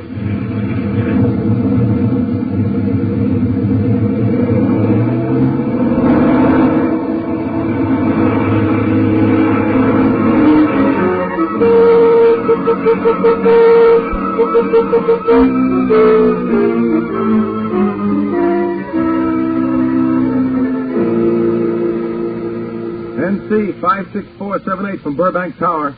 NC 56478 from Burbank Tower. Return to field at once. You have taken off without clearance. Return to field at once. Over. Burbank from 56478. Can't come back. There's a gun in my back. Holy jumping. Quiet. Cut that radio, you. Burbank, I'm being snatched. Cut that radio, I said. Let go of my arm. You want to kill us all? NC 56478 from Burbank. Where are you heading? Who are your passengers? Over. 56478 from Burbank. 56478 from Burbank. Come in, 56478. Over. That's the plane that just took off, operator. I'm trying to raise him. But who are you? What are you doing in this tower? Metropolitan Police, Barclay, Lieutenant Homicide. They want the two passengers in that plane. I heard one of them threaten the pilot, sir. With a gun, it seemed. He isn't answering anymore. Well, they've got a gun on him, all right. And what's the range of that type plane? About 400 miles, Lieutenant. Area map? On the wall over there, sir. Yeah, good. Your radio reach that far? Yes, sir. We have one waveband. Then get busy. Call them in. Give my name and authority. Tell them to have their local police stand by to pick up 2 killers when that plane comes down. Here's the list. San Francisco, Las Vegas, Reno, Phoenix, Williams, Sacramento, Carson City, Fresno, Stockton, Oakland. That's a starter. Now get going. Wherever those lads come down, they'll have a fine reception committee all ready for them.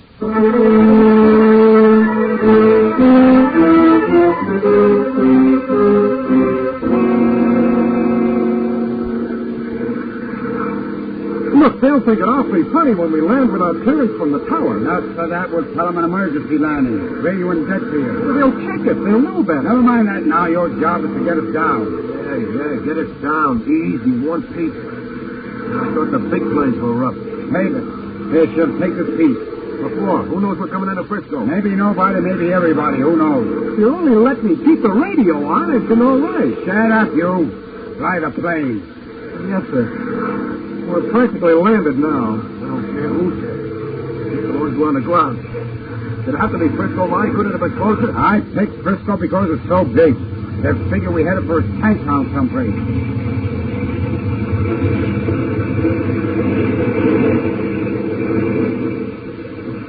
Okay, fella. We're down. You're on the ground. And you're on your own, but don't ask me to do it. I'm asking you for nothing, see? Marty, you killed him too? I just clumped him. Here come 2 after a while. Here we go, Shiv. All right. Third flight. Come on, them lights. Cop. Yeah, cop's all right. Come out of that plane, both of you.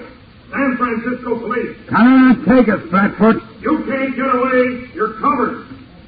Are you coming out? No use, Marty. It's no use. They're all around. Them lights. We're sitting ducks. They don't take me. Go on. Go ahead if you want to. I ain't no hero, Marty. I'm going. All right, shooting. Marty. Give up and sing, will you? Oh, not on me. Nobody rats on me. Oh, White. Are you coming out? We saw you give it to your pal. We can get you without touching the pilot. Are you coming out? Me? Come out? Are you coming in? Let him have it, Barry. Come in.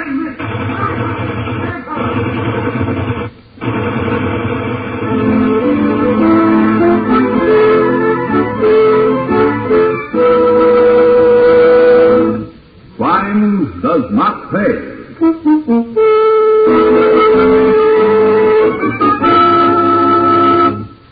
Jack LaRue, who was starred as Marty White in Don't Write, Telephone, will be back with you in just a moment.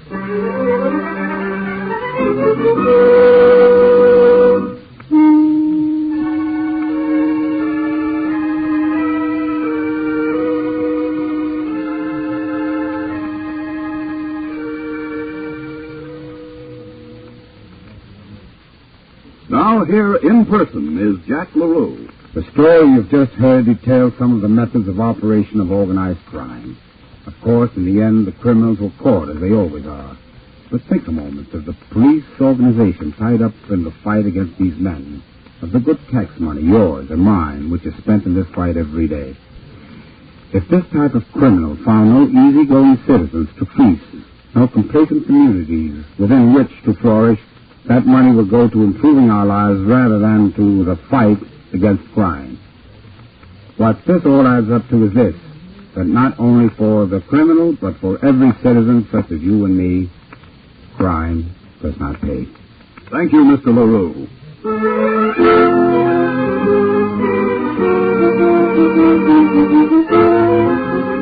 Crime Does Not Pay is written by Ira Marion and directed by Mark B. Lowe, with music composed and conducted by John Garth.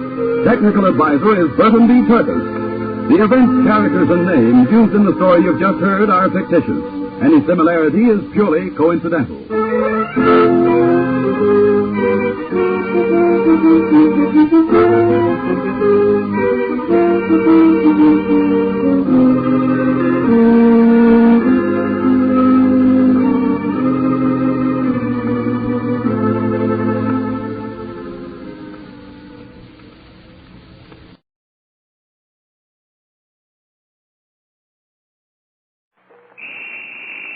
Now, Gangbusters presents the case of the Sledgehammer Handicap, in which a hot horse, an open drawbridge, a phone call from a locked and bolted drugstore, and a woman's way parlay each other into days of dangerous determination for New Orleans detectives.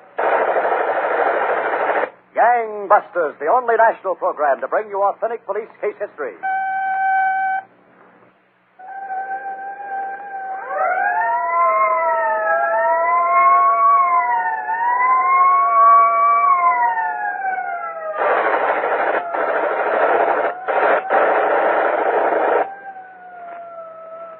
Tonight, Gangbusters has asked the Honorable Joseph Charing, Superintendent of Police, New Orleans, Louisiana, to narrate by proxy the case of the Sledgehammer Handicap. Superintendent Charing. Thank you. And good evening, Gangbusters listeners. Suppose we begin tonight's case in the old quarter of New Orleans, one morning last winter. A man about 30 hurriedly entered the downstairs door of a rundown apartment house and ran breathlessly up 2 stairs at a time toward the dimly lit second-floor hall. Fran! Where are you, Fran? Quiet, will you? Hey, did you hear what, Fran? Robbie got out. They had him working in the fields. He ducked in the sugar cane away from the guards and jumped in the river. He swam downstream a couple of miles. I just heard it on the radio. I know. Yeah, the last thing they found, you know. How do you know? It was just on the radio just now. Robbie's in there shaking. You're kidding. Wish I was. He walked in just after you left. Hey, Fran, this is no place for me. I better get going. You stick around. No, but Fran... You're a friend of his, aren't you? Yeah, but if Robbie ever gets an idea what's been going on between you and me, oh, brother. Who expected him to escape? Listen, don't say a word. I've been here, Fran. I'll just say goodbye. It's been nice and lots of luck. You'll stick around. Robbie's been asking for you. He has? I told him you were coming back. Oh, Fran. Don't off-friend me. I don't want him around. It was all over when he went away, as far as I was concerned. Yeah, but what about as far as he was concerned? Everything will be all right. Did you get a scratch sheet? Oh, how can you think about horses at a time like this? How long does it take him to shave, anyway? Did you bring back a scratch sheet? Yeah, I brought a scratch sheet. Here's your rotten scratch sheet.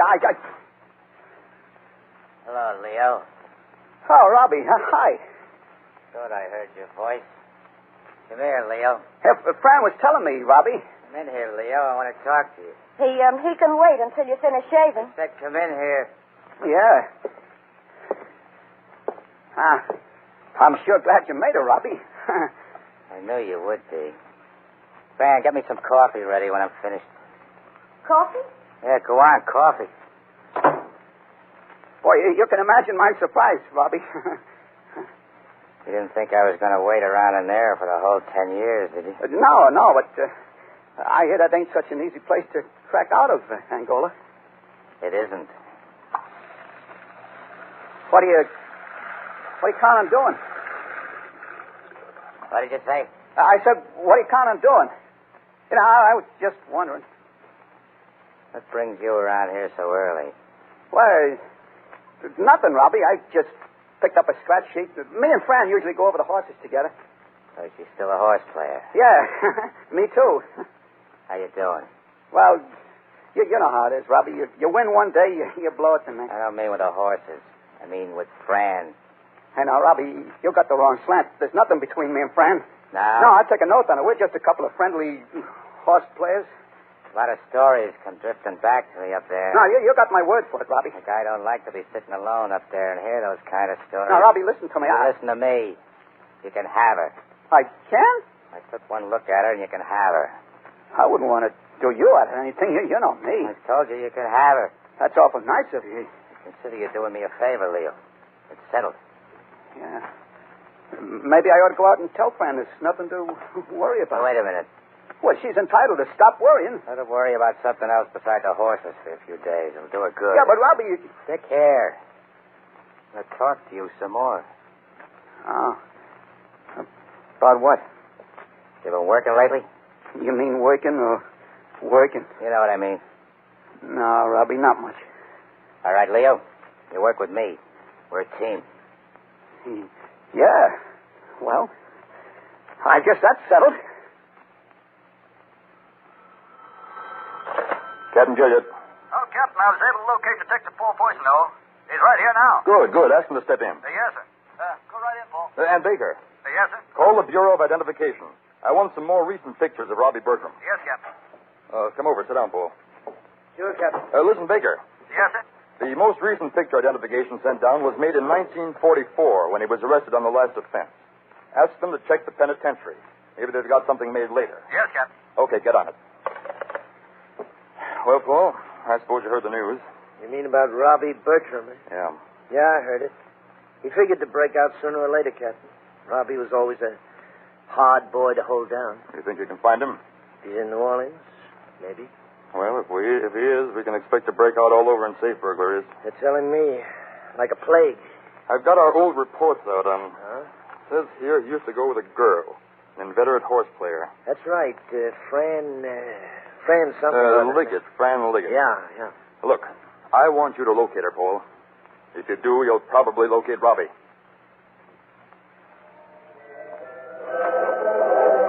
Fran, come here, Fran. Oh, Leo. Gee, where you been, Fran? If a person wins on a horse, they're entitled to collect the bet, aren't they? What, did that 10-to-1 shot win it? He did, and he closed at 12-to-1. I knew I should have laid in a bet. I told you, didn't I? Well, aren't you going to invite a lady to sit down? Yeah, sit down. Much obliged. Why I can't get up nerve enough to go in on them good things, I'll never know. All the dogs I got to bet on. It's technique, that's all, a system. Where's Robbie? I got to meet him. Oh, well, then let's go. No, Fran, you better stay here. You see, this is the big deal. We're going to look over that safe we got to rip open tonight, you know? What's the matter with me going? I used to go, you know. I know, but Robbie thinks it's better to be careful. How careful can he get? He sees you, don't he? Well, Robbie and me are working together. You'd think I was poison. All right, Fran, baby, I don't know. I guess it's all right to let you in on it now. Let me in on what? Robbie knows all about us. He does? I didn't tell him. He heard it in the penitentiary. Uh-oh. I was scared to death, baby, and then he tells me it's okay with him. He don't care. He don't? We got his blessings. What? Well, that's a lot of nerve. I think it's good. It's wonderful, baby. Suppose he was mad. Look what he'd do to the both of us. I never heard of such a thing. What do you mean you never heard of such a thing? It worked out fine. There's no way to treat a lady. Listen, I thought I was the one you wanted. That's so, but the least he could do would be to make an effort. Oh, Fran, what are you complaining about? Oh, nothing at all. Well, for crying out loud, you don't have to get mad at me. Who's mad at you? Frankly, this whole thing's got me puzzled. Listen, we talk about it later. I got to go and meet Robbie. Well, go meet him. Who's stopping you? Honest to goodness. Go on. I got plenty to do. I got to dope out tomorrow's horses. Okay. Okay, honey. I'll see you later.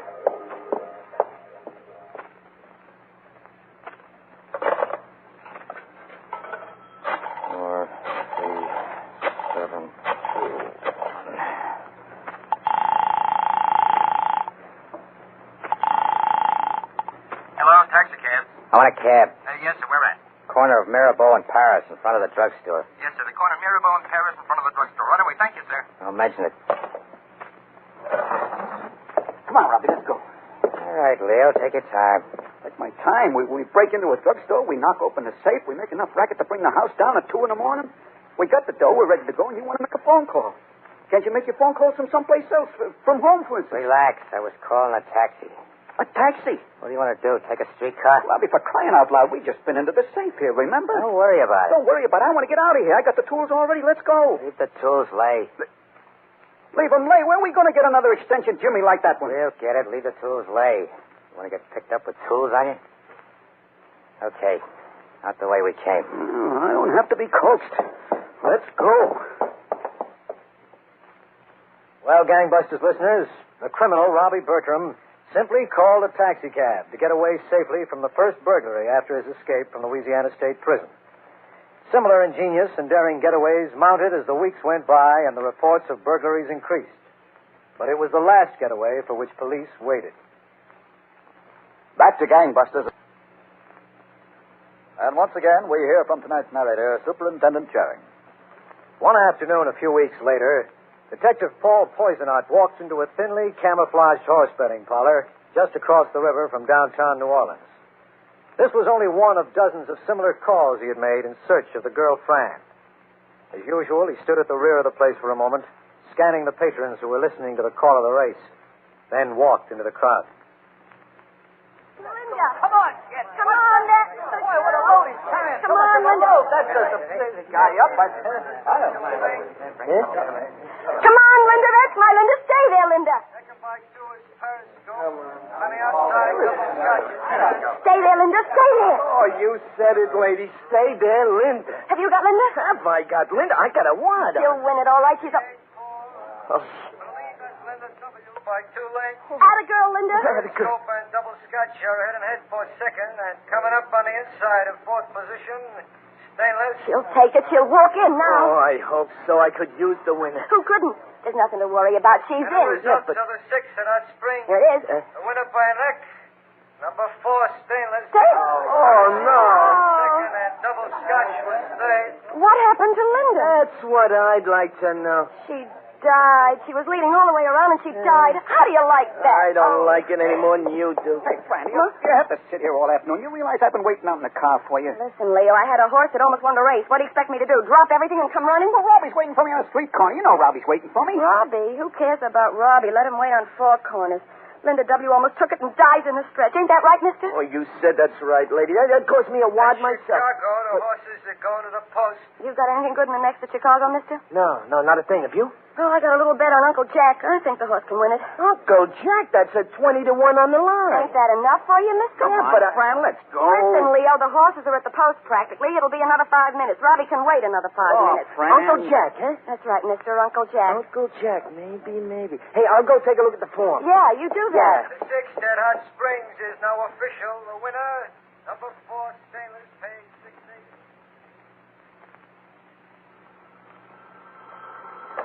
Captain Gilliard. Hello, Captain Paul. I located the girl. Oh, good. Where are you? Well, I found her in a horse room across the river. Uh-huh. She's with a guy, Leo something or other. And they were talking about driving to meet Robbie someplace over there in New Orleans. Well, do you think they'll be around long enough for me to get there? No, not more than 5 minutes. Leo's in a hurry. Well, you can't stay behind them yourself. I'll tell you what, Captain. Now, I think they'll take the Jackson Street ferry back over to New Orleans. Can you run down to the foot of Jackson Street and wait? Okay, Paul. I guess that's the only bet. If they come across some other way, you stay behind them as best you can.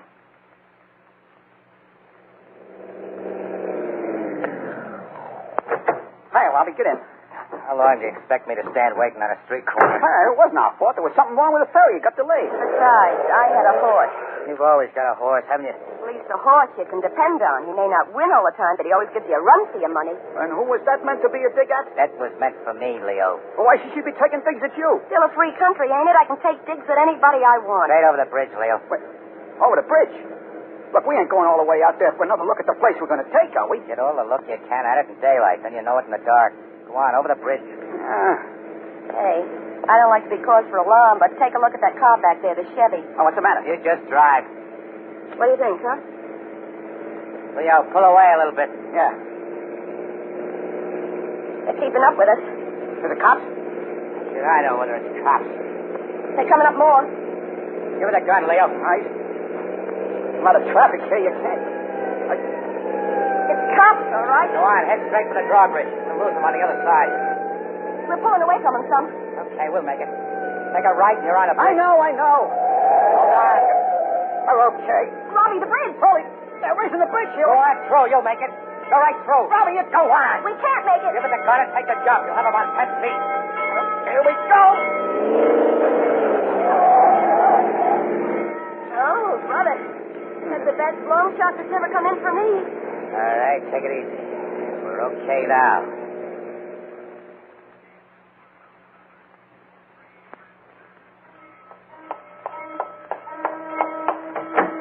I phoned in the description of the car, Captain. Yeah, I heard it over the air. Get in. Well, maybe one of the squads will grab them over on the other side. Maybe, but I doubt it. Yeah, we can get after them as soon as they lower this bridge. Yeah, we can. Oh, we just had a bad break, that's all. Who'd have figured they'd be fools enough to try and jump an open bridge? Say, Paul, you think this Leo and the girl realized who you were? In the horse room, I mean. No, I don't think so. I stayed out of sight on the ferry, and I think we were far enough away in the car not to be recognized. All right, Paul. Suppose you become an habitual horse player. You think she'll show up there again? Well, why not? If they don't put two and two together. She likes to play the horses, doesn't she? Okay, Captain. I will become an habitual horse player. Oh, the bridge is down. Oh, yeah.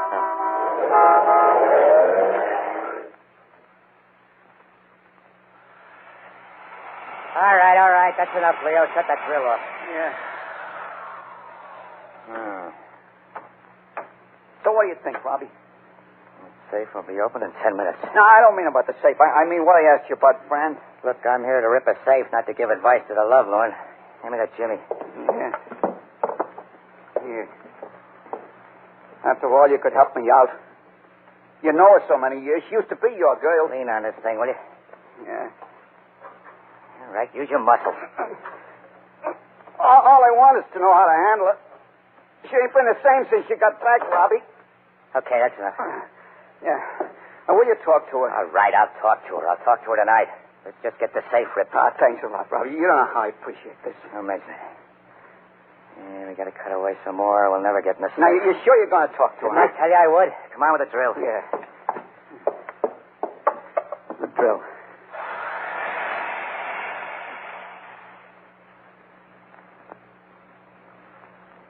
Well, boys, all in all, I'd say it was a big day. Yeah, plenty big, Fran. A narrow escape from the cops today, and tonight a good haul in the safe. So I guess both of you are ready for another drink, huh? Robbie? It's me, a short one of the same. Right. Leo? You relax, Fran. I'll fix the drinks. What suddenly come over you? I'll fix them. Now, you stay there and talk to Robbie, huh? You two talk. You know what I mean. How should we know what he means? Fran, Leo's not the happiest guy in the world. Yeah? Well, I'm not the happiest girl. It comes down to this. I'm not interested anymore. Oh. You're not? I told Leo not to consider me competition. Well, I like that. You know, it's kind of generous of me. I come back and see what's going on between you two. If I was another kind of guy, I could have raised a fuss. Well, why didn't you raise a fuss, huh? You think a girl like me has nothing to be proud of? It's like a horse race, Fran. When a horse is young, she runs in good company. And when she loses some of her... Now I'm a horse, huh? Fran, that's just a comparison. Well, you've got a lot of nerve comparing me to a horse. You of all people, a lousy safecracker, comparing me to a horse. Now, Fran. Hey, what's all the screaming about? What's all the screaming about? The screaming is about the fact that I refuse to be tossed around between you two like I was a bale of hay. Goodbye to both of you. And good luck. Hey, Fran. How do you like that? Robbie, I thought you was going to talk to her. I did, Leo. I guess I ain't so good on that kind of talking. And in a third race at New York, a change of jockeys. Jay Lucky will ride number 6, Ramona. Hi there. Jay Lucky will hello. ride number 6. Hey, you got anything good today? Nope, nothing. Hey, I want to thank you for that horse you gave me the other day, that Uncle Jack. Don't mention it. You know, I bet him. He paid a nice price. Did you and your friend have a good bet on him? Yeah, we made. Hey, you sure you got nothing good today? Not even a hunch? I told you, I got nothing. Oh, come on. Now, you ain't sitting around the horse room all day and all yesterday and all day before if you got nothing. I like the atmosphere. Well, you mind if I take a look at your scratch sheet? Yeah, I do mind. Go get your own scratch sheet. At least you could be sociable. See you around. Lady horse place. First to Chicago, the horses are going to the post. That a match, bud? Yeah, here you are. Thanks. Keep an eye on her, Baker. I want to call the captain. Yeah, you bet, Paul. You got anything? No, not a thing. Looks to me as if she broke off with Robbie now. Maybe. Yeah, she sits all week now. She doesn't move out of here all day and out of apartment all night. Well, I know it's a grind, but we got to stick with her. Watch her while I call the captain. Yeah, go ahead. In the first at Chicago, the track is clear. Hey, Robbie. What? Robbie, I just ran into half pint as I'm coming out the hash house. So? He's got a great tip on a horse in the 6th of New York this afternoon, a horse called Vampire, and it's going to be at a price. We got other things to do. No, but the half pint says this is a good thing. It's a cinch. Look, we're knocking over another safe tonight. We got to think about making that a cinch. No, but this is a tip horse, Robbie. You should never fail to be on a tip horse, even if it's only $2. You know how the half-pint tips are. No, but Robbie, this horse is 30 to 1. Listen, the half-pint hasn't given you a winner yet. The horse don't have a chance. He can't win it. Well, all right, so he can't win it, but tell me, where else can you get 30 to 1? Forget it, Leo. Oh, please, Robbie. Look, you don't care about betting the horse, Leo. All you want to do is go there and see Fran. No, but Robbie, Isn't that right? Okay, it's right. I want to see Fran. What's wrong with wanting to see Fran? You're well rid of her. Yeah, sure, you can say that. You don't have no feelings for her. It's no good for you. She threw herself at me, practically. Oh, Robbie, I'm miserable. I feel like a fish out of water. I need her. I can't keep my mind on my work. You know I got to go and get her. It's not a good idea, Leo. Look, Robbie, I'm eating my heart out. To think of her sitting there all alone in that horse room. Okay. Let's go. Oh, thanks, Robbie. You don't know what this means to me. Well, some good might come of it. Maybe the half-pint tip horse will turn out okay after all. This is against my better judgment, Leo. You ought to find yourself a new dish. Robbie, can I help it how I feel? Okay, it's your decision to make. At least I got a horse to bet on. Go on inside. I hope she's here. Yeah, you can count on it.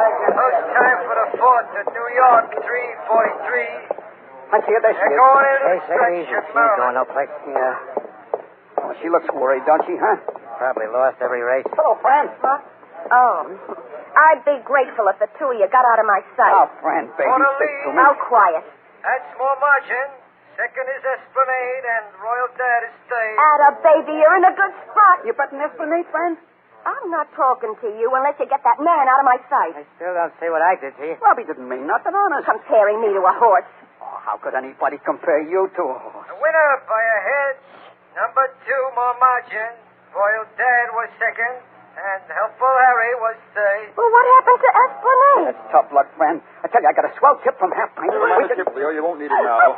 All right, none of you move. Okay, I'm not through. I'm not through. Okay, watch it fall. You're not going anyplace, Robbie. Let go of me. Hey, who are you swinging at? Go, I said go. All right, Robbie. Let go. You want to get rough? I'll show you rough. Everything under control, Paul? Yeah, everything is fine. All right, Baker. Bring those two along. Listen, I can't go anyplace. I got another horse running. You three have another race to worry about, and I wouldn't take any bets on that one. The odds are with us. Well, Gangbusters listeners, that's how these criminals were taken in a horse room across the Mississippi River from downtown New Orleans.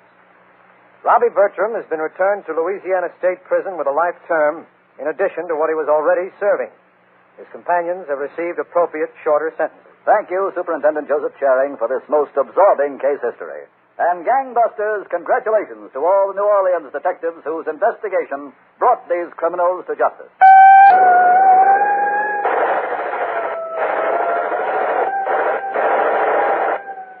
Tonight's case was dramatized by Stan Linnis and directed by George Zachary, with Bill Smith, Gene Ellen, and Ken Lynch in leading roles. Olin Ty speaking. Gangbusters is a Phillips H. Lord production. Proudly we hail.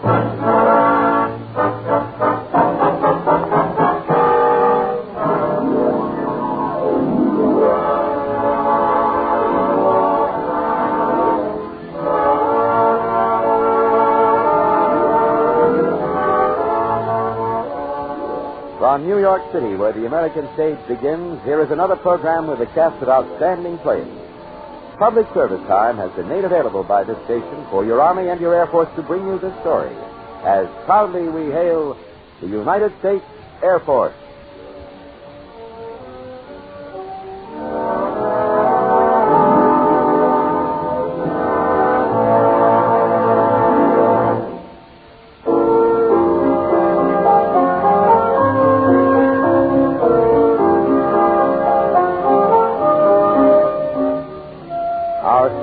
Entitled Bring Back a MiG, an intriguing true story of an amazing adventure in Korea.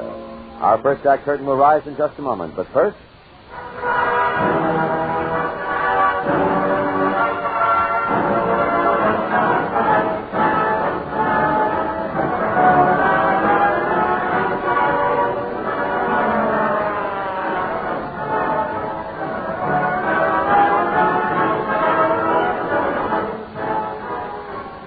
The music in the background is recognizable to anyone as the song of the United States Air Force. Its words ring with the mighty story that began in the era of the flying slivers and continues in the modern jet age. Newer planes mean newer techniques, which in turn must be taught to the new generation. Here is your opportunity, young men of America, and a chance to strengthen the defense of the nation as part of the great Air Force team. Enlist now in the Aviation Cadet Training Program. You have the preliminary qualifications if you are between the ages of 19 and 26 and a half and have had at least 2 years of college. Inquire today at your nearest United States Army and United States Air Force recruiting stations. Ask about the Aviation Cadet Training Program.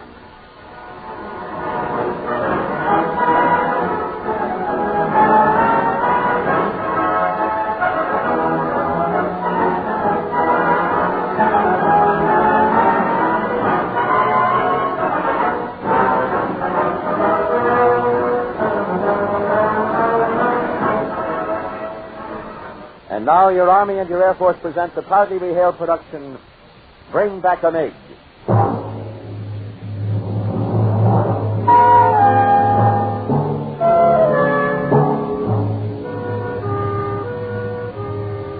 The order was 7 words long, but if it could be carried out, an important battle would be won.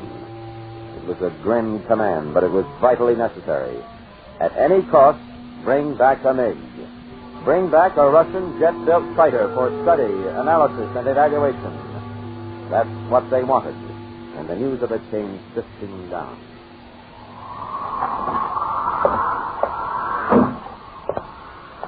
Sorry, I'm late. I just got here myself, sir. Yeah. Not much of a place to hold a conference on a night like this. It's cold as an icebox and black as a pit. So we shouldn't be disturbed. Right, sir. You've been temporarily assigned to my command. You know that? Yes, sir. That's what he said. Well, I've got a tough job for you. Well, they're all tough, sir. I guarantee this one will be the toughest of all. How soon can you be ready to leave for the States? States? Did you say States, sir? I did. Where? You're going back to school. You'll be spending Christmas in New England. And you said this was going to be tough? It's one of those things that starts out easy, son. I've been putting cards in the details.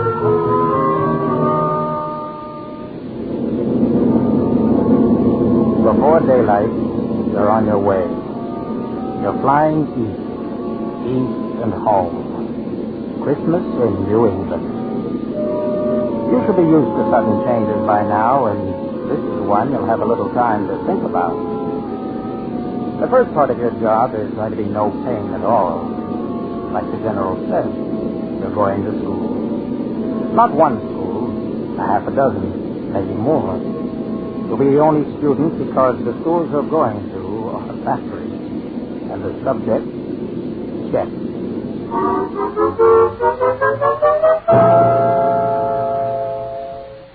This is Mr. Rowe. Fred here knows more about what goes on in this plant than I do. How do you do, sir? How do you do? Fred, I didn't get your name. Oh, just call me Jim. Jim was sent up from Washington, Fred. His name is important. Oh, I see. Well, I guess I better let you ask all the questions. I'll have about 1 million. Well, I got to rush off now. If you need anything, you just holler. But I'm sure you're in good hands. Well, thanks for everything, Mr. Carr. You're welcome, I'm sure. See you later. Bye. So long. Well, shall we start? Right. First off, we'll stop in my office and pick up. As the days pass, your proficiency grows.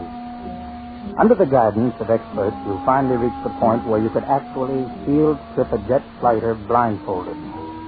Just as easily as you could field strip a rifle. Like the boss said, you spend Christmas and New Year's in New England. And then one day, school is out. You've learned all there is to know on the subject. It's time to put your knowledge to work. Welcome home. Have a good trip? Fast, sir. This modern age.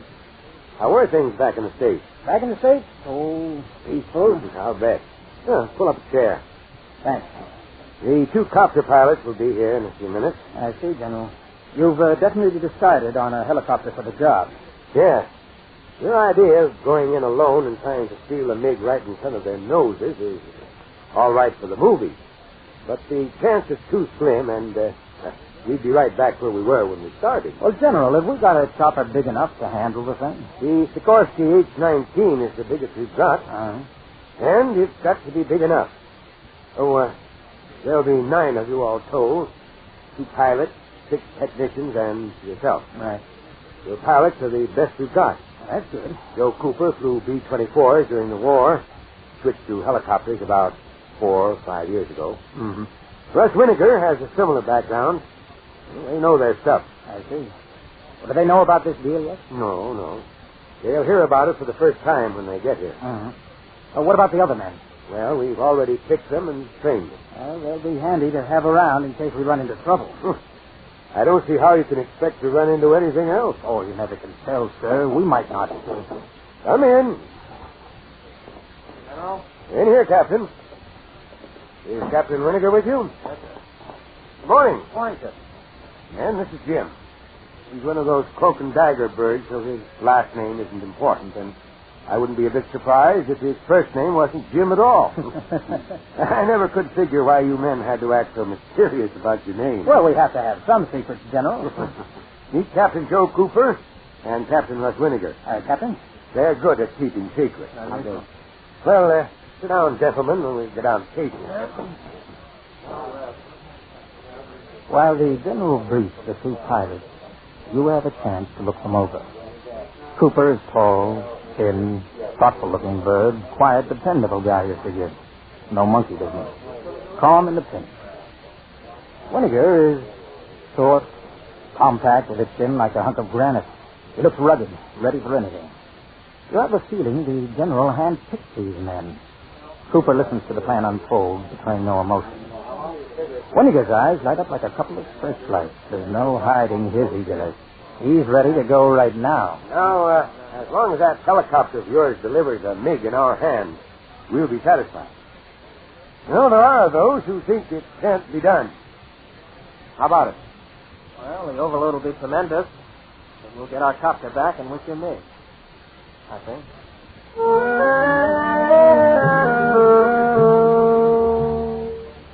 You spend the next couple of weeks putting to work the schooling you went home for, teaching Joe and Russ and the technicians how to disassemble a jet with portable tools in a hurry.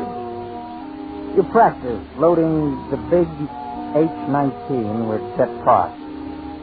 Joe and Russ do things with that baby that don't seem possible. And then one day, all that is left to do is wait.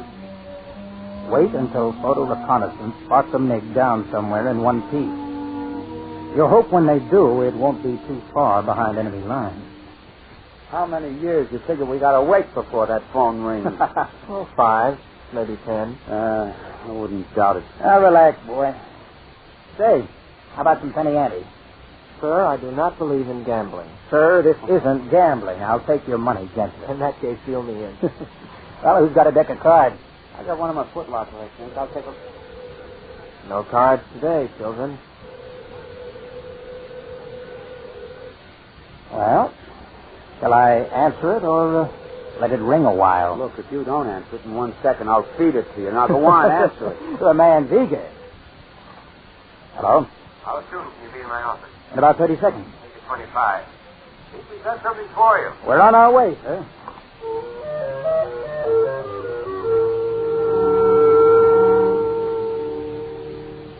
Right here, sir.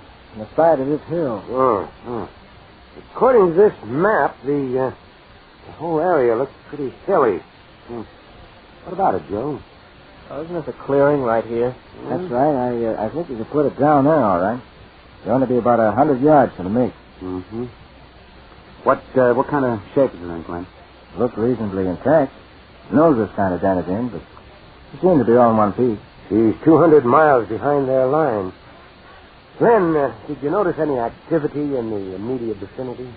Oh, the place looked empty, sir. Good. How far inland is it? Well, let's figure it out. 4, 35. Now, this island here off the coast is set up for your advanced fuel base. Good idea. Yeah. From there, you can fly along the coast until you reach this point. Uh-huh. You'll have protective cover all the way. Well, the more the better. When do we start? Now. It'll take about an hour to get your cover in position, and your flight time to the island is about the same. Yeah, it should work perfectly. Well, we'll grab some chow, gather the other lads, and be on our way. Oh, who wants to eat? Got a point there. Well, when you want it, the food's there. Package rations were put in the helicopter as part of the advanced preparation. There's only one point I've got left to make. Yes, sir? Bring me back that MiG. Bring it back in 50 parts or 100. I don't care what it looks like when you get it here, but just get it here.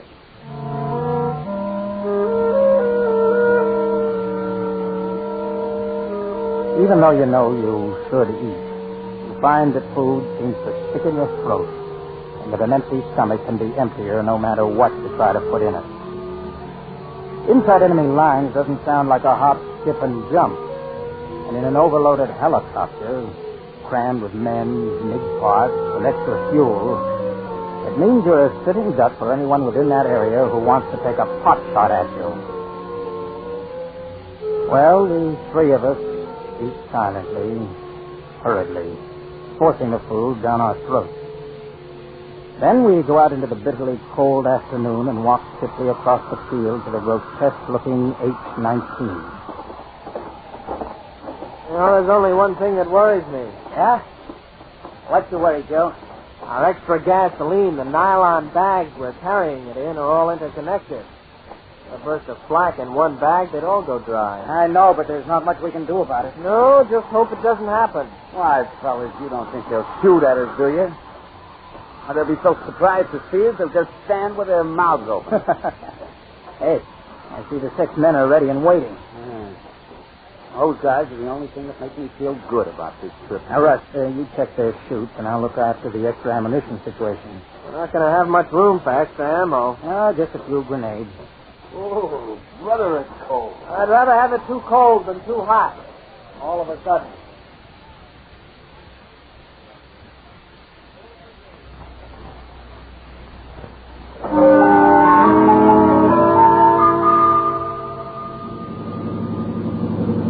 In a matter of minutes, everything is checked. The 9 of you are aboard, and Joe revs her up.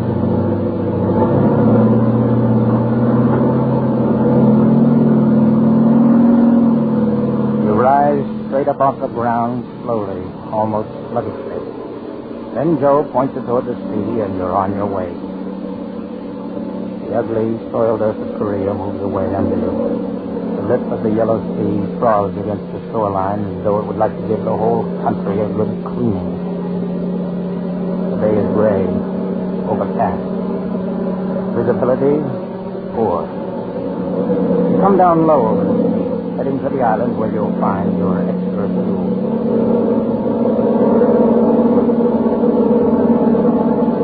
Joe? There's the island. Just to the right over there. See it? Oh, yeah. I hope this visibility can get me better. Hey, is that the island off there? Yeah. Yeah, you can see it a little better now. Not much more than a rock sitting in the sea. Russ, give the boys overhead a call. Will you tell them we're going down to gas our ice? Green leader. Green leader. Meatball calling green leader. Go ahead. Going down to get a drink. Stick around. It'll only be a minute. Roger. Oh, bless you, boy. Bless you. Okay. Going down.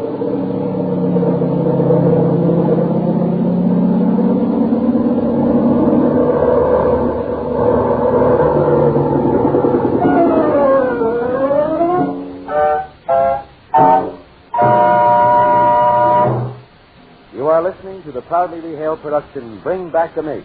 Our story will continue in just a moment after this important message.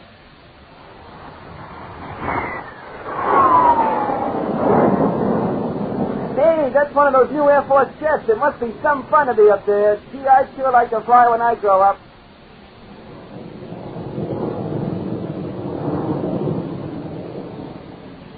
Young men of America, yesterday you said it. Today you can make it come true. Today the United States Air Force is offering you the opportunity to apply for the Aviation Cadet Training Program and become an important part of America's jet age. You'll be given the finest training possible and graduate as a fully qualified pilot, navigator, or radar observer. What a thrill to wear those silver wings that identify you as a member of the United States Air Force flight team.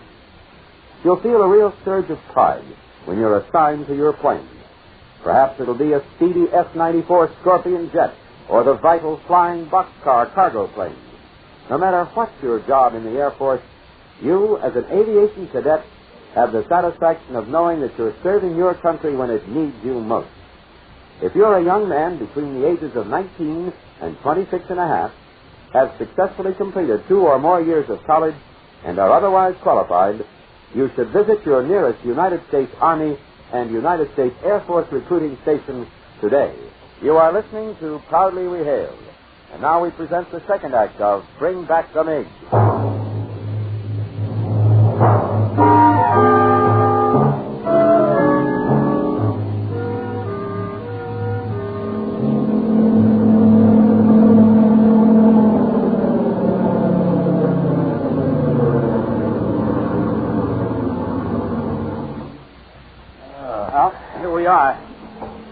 Now, where's our gas?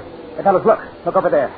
Holy jumping catfish. We gotta get out and make a stand. Oh, it's too late. Too many of them. One of those grenades. Right. Hey, you guys are red. No, they're not red for us. They're our men. Huh? Hey, you see? They're waving. Oh, brother. I thought we'd have had it. In spades. Come on, let's get out and get loaded up.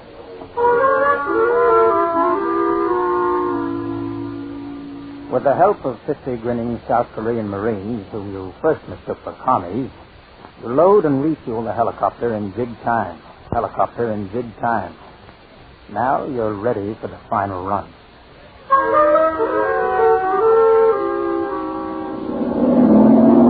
Hey, what's the matter? We're overloaded. He won't behave. Oh, isn't that just dandy? Well, come on, get moving. Let's lighten the load. Have to lighten it quite a bit. Everybody take off their parachutes. And one of the technicians will have to wait here for us.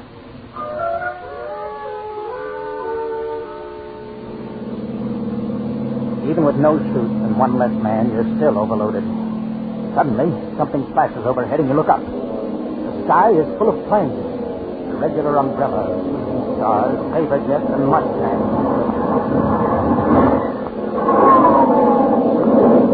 They look mighty comforting. You hope they'll stay there all the way in and back. But you waddle along through the air, hugging the coastline, and then it's time to rise up and cross the hills and find what you've come looking for. I'm leveling off at 5,000. You handle better now? Yeah, much. Check that map, will you? See if you can pick out anything interesting. I studied that map until I could see it in my sleep. Now, you're on the right course. There's the river with a fork in it off to the right. Three hills grouped together there. And that blasted factory on the edge of the town. Oh, here comes some ground fire. Where's the big from here? Other side of that ridge up ahead. Boy, I can't figure out why someone hasn't shot us down yet. Well, like you said, they're just too surprised. Gotta pull that MiG apart in 10 minutes. It says here. Well, with 7 of us working on it and Joe looking after the ship, we should be able to do it. As long as they don't jump us. Look, over there. There she is. There doesn't seem to be anyone around here. Tell the boys up there we're going down. We found our MiG. Now all we have to do is part it home.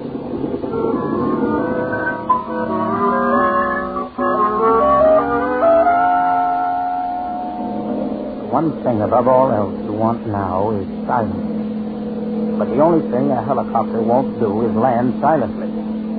Your engines sound like a flock of fire trucks in full tilt as you let down into a clearing about 400 yards. And over a hill, the MiG. You sit tensely, hardly daring to breathe, expecting to be raked by fire from behind every rock and tree. Then, your wheels touch the ground.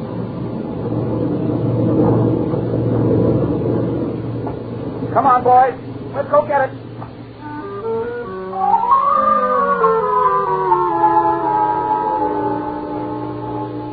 All right, Sergeant. Post one of your men on those rocks. The rest of you start working on the tail section.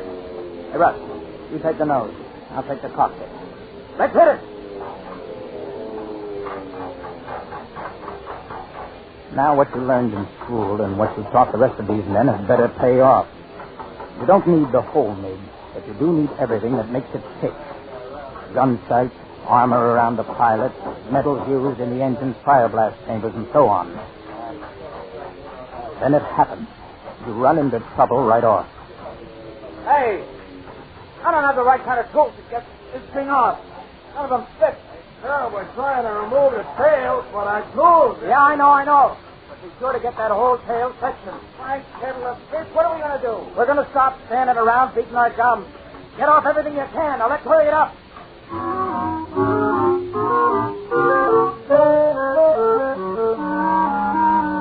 You disassemble as much of her as you can, which isn't much.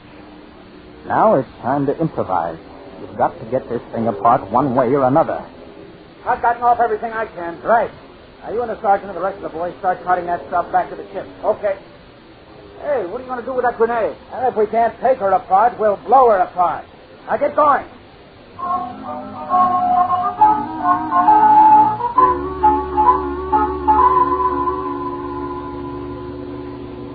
Joe! Hey, Joe! Yeah, what's the matter? Got trouble.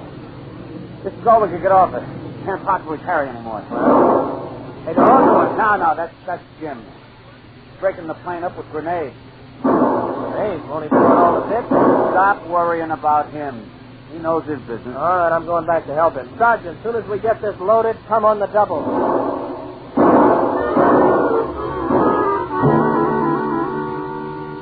What tools won't do, hand grenades will. It's not the neatest way to take a plane apart, but it does the job quickly, and right now, every second is about $1 million in borrowed time. When Russ and the others come back, you've got one broken-up MiG on your hands. Now all you've got to do is cart it back to the helicopter and get it aboard. Hey, how you coming, huh? It's all done. Now, look, you two men take that section. You two that one. Russ, you and I will take this. Okay. Put your backs into it.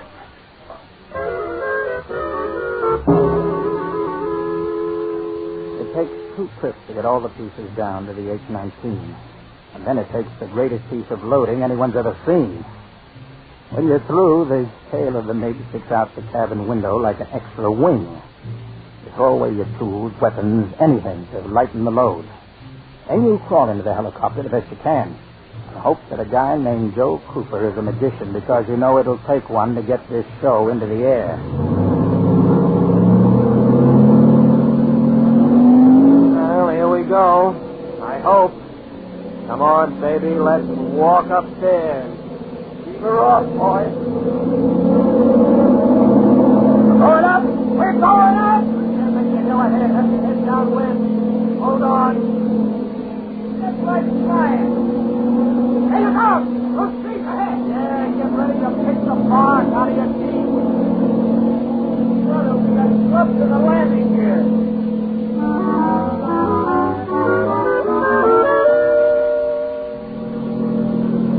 Slowly, the altimeter's finger marches from 1 to 2 to 3. And finally, at 5,000, you level off and head for the sea. Then what we've been expecting all along, that hoping against hope wouldn't happen, does happen in a big way. Right. Concentrating on us. You didn't really think they'd let us get away with a cargo like this that easy, did you? No, but I told you we'll be able to get out and walk on it. There ain't pretty dark today. Wow! Better not get any sharper. Take us out to sea, skipper, away from all this noise.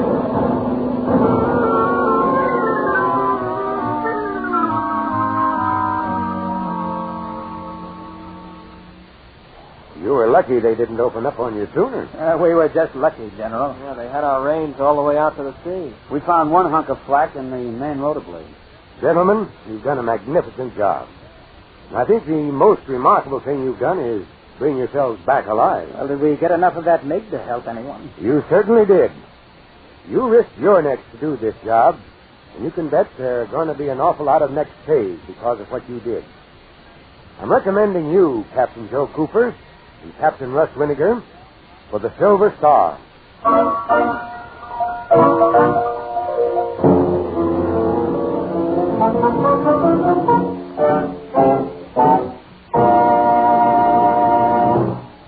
America is depending on her leaders in the air.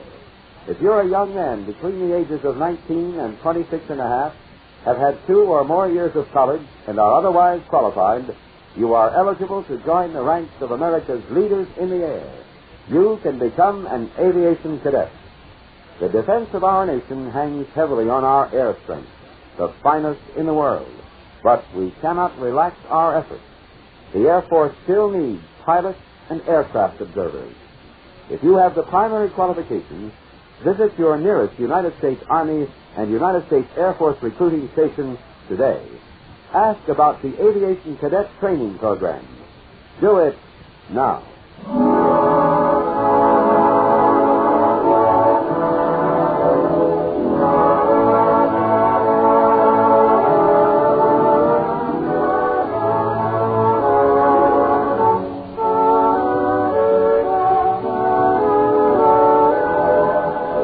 This has been another program on Proudly We Hail, presented transcribed in cooperation with this station.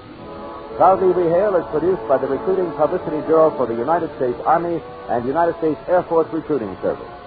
This is Kenneth Banghart speaking and inviting you to tune in the same station next week for another interesting story on Proudly We Hail.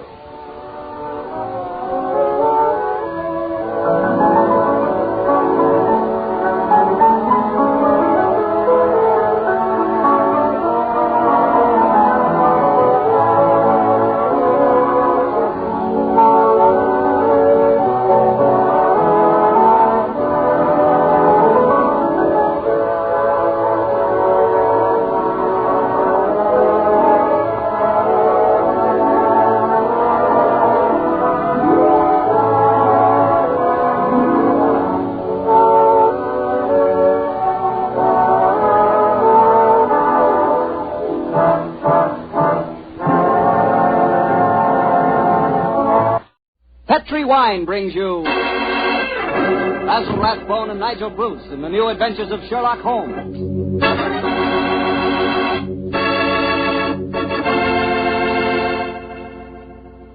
The Petrie family, the family that took time to bring you good wine, invites you to listen to Dr. Watson tell us another exciting adventure he shared with his old friend, that master detective, Sherlock Holmes. And as for me, well, I'd like to tell you the easiest way I know to get the reputation of being the perfect host. Next time friends come over for dinner, before you sit down to the table, serve glasses of Petrie California sherry. Petri Sherry is the best beginning a good meal ever had. I say Petri Sherry because Petri Sherry is extraordinary sherry. You can tell by looking at it. Hold it to the light. Notice how clear it is. Notice its beautiful deep amber color. And you can tell Petri Sherry is unusual from just a whiff of its fragrance. And, of course, in the last analysis, you can tell just how fine a wine Petri Sherry is by tasting it. That's the best test of all. And that's where you'll get the most pleasant surprise because Petri Sherry really tastes wonderful. A flavor right from the heart of the grape. So serve Petri Sherry to your family and your friends, and serve it proudly, because the name Petri is the proudest name in the history of American wines. And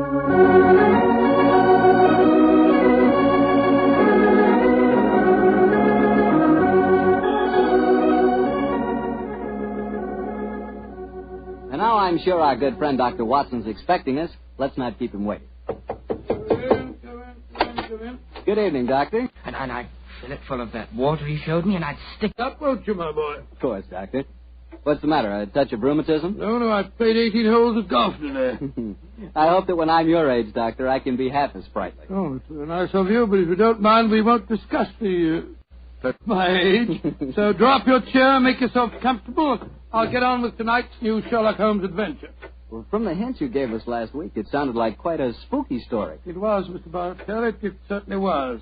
Towards the end of November in the year 1895, a dense yellow fog had settled down over London. For 4 or 5 days, it was impossible from our rooms in Baker Street to see the outline of the houses opposite. A real London pea souper, huh, Doctor? Yes, my boy, and it became most depressing. The first day, Holmes had spent in cross-indexing his huge book of criminal references. The second and third had been patiently occupied with a subject which he had recently made his hobby, the music of the Middle Ages. But when on the fourth day, on pushing back our chairs after breakfast, we saw the greasy, heavy brown swirl still drifting past us and condensing in oily drops upon the window panes, Sherlock Holmes' impatient and active nature could endure this drab existence no longer. He paced restlessly about our sitting room, chafing against the inaction. After several minutes of these perambulations, he turned to me and spoke. Anything of interest in the paper, Watson? News of a revolution, a possible war, and of an impending change in the government. Nothing to interest you, though. No crimes of any importance. The London criminal is certainly a dull and unenterprising fellow these days. Look out of the window, Watson. See how the figures loom up, are dimly seen and then blend once more into the foggy depths. What a day for a thief or a murderer. He could roam London as the tiger does the jungle, unseen until he pounces, and then evident only to his victim. That's a cheerful thought, I must say. Hello. I wonder who that is. Probably a visitor for Mrs. Hudson, or perhaps the local plumber has finally condescended to pay some attention to the faulty gas jet in our hallway. I don't think you're right on either count. I can hear Mrs. Hudson's footsteps on the stairs. Come in. Come in. Yes, Mrs. Hudson, what is it? Oh, excuse me, Mr. Holmes, but there's a gentleman to see you. Says it's most important, and he asked me to give you this card. Oh, thank you. Oh, Mortimer Harley, eh? Show him up, please, Mrs. Hudson. Very good. Mortimer Harley, and who's he? I've not had the pleasure of meeting him personally, but I'm quite familiar with his scientific reputation. Scientific? In what does he specialize? Oh, I suppose one might refer to him as one of the greatest authorities on all matters connected with the occult. You mean the fellow dabbles in supernatural stuff and all that sort of thing? I mean, my dear Watson, that Mortimer Harley is an extremely intelligent man with a thoroughly comprehensive and scholarly knowledge of his field and an intense belief in the existence of the supernatural force. And here he is to speak for himself. Oh, come in, Harley. Thank you, Mrs. Hudson. You're Mr. Sherlock Holmes? Yes, sir. This is my colleague, Dr. Watson. How do you do, Mr. Harley? How do you do, Doctor? Won't you sit down, sir? Thank you. Well, you fellows are probably wondering who I am and what's brought me here. Well, we're not wondering who you are, Mr. Harley. My friend Holmes was just telling me of your scientific eminence. I'm flattered that you know of me, Holmes. Just the same, you're wondering why I'm here. Naturally, sir. Well, since you know I'm a student of the occult, I'll get right down to my problem. Mr. Holmes, have you ever heard of the Headless Monk of Trevennis Chapel? Oh, yes, indeed, Mr. Harley. An apparition to be counted among our more intangible national treasures, I should say. I'm sorry to appear stupid, but I have never heard of the Headless Monk or whatever it is, Chapel. Well, then, let me tell you about it, Doctor. Yes, I wish you would. The Venice Manor in Cornwall was once an abbey. It was expropriated during the reign of Henry VIII, and several of the monks were killed in some of the minor difficulties attendant on such an act. But one of the murdered monks, a certain Brother Hugh, the chapel organist, was persistent. He still haunts the chapel today. He still plays the organ, and since he was beheaded, he always appears headless. It's a charming little legend, Mr. Harley, but you don't expect us to believe it's anything but a legend, surely. Ah, skeptic, eh? How about you, Mr. Holmes? I'm extremely curious to know why you come to see me, Mr. Harley. I'll tell you why. I have a rare opportunity to investigate the phenomena. You see, the son of an old friend of mine, a young fellow by the name of Leonard Miles, is secretary to the owner of the Venice Manor. He asked me to stay there, and I find the invitation irresistible, particularly since the phenomena have curiously increased of late, Mr. Holmes, almost as though some more mortal agency were motivating them. Oh. Now I see why you've come to me, Mr. Harley. I knew you would, Holmes. You see, I'm like my good friend and fellow investigator, Carnacki. I believe in being prepared to meet phenomena on either the natural or the supernatural plane. If the phenomena are real, then they fall legitimately in my field. Whereas if, as I'm sure you suspect, they are being contrived by human forces, then you think that's more in my department, eh, Harley? Exactly. Well, what do you say, Holmes? A little trip to Cornwall would be a nice few days. We'd probably escape the fog down there. Ah, the place is with the weather, Watson. Huh? I'm much more concerned with the fog that surrounds the appearances of the Headless Monk at the Venice Chapel. And Mr. Harley, I accept your invitation with pleasure. There's still time to catch the Cornish Express. We can be at the Venice Manor before the moon is up.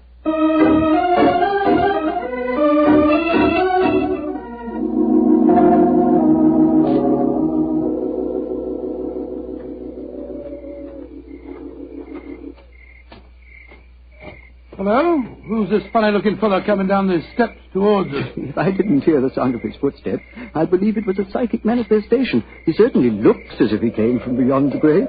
Who be ye, gentlemen, and where be ye going? Well, supposing you tell us who you are first, my good man. Who be I? I be David Pendragon, sir. That's who I be, stable hand here at the manor. And I ask you gentlemen again where you be going. We're staying at the manor, and we're just going to take a look at the chapel. Oh, don't he do that, sir? People that go in there don't often come out the way they go in, sir. Don't he do it, gentlemen? What are you talking about, my good fellow? I be talking about the ghoulies and the ghosties and the organ music that comes out of the nowhere. You heard it? Of course I heard it, sir. Just like I seen the poor monk walking around without his head on. Take us into the chapel, will you? And show us where you saw the figure. Aye, that I will not, sir. Not for all the gold in Port Call will I go back and chance seeing the poor lost soul wandering about without his head on. You gentlemen know what's good for ye. You'll not go in there either. Mark my words. Don't he go in that chapel. Extraordinary chap. Seems really frightened of the place. Yes, but it's more than blind superstition that accounts for his reluctance. Let's go in, shall we? Well, I suppose it's all right.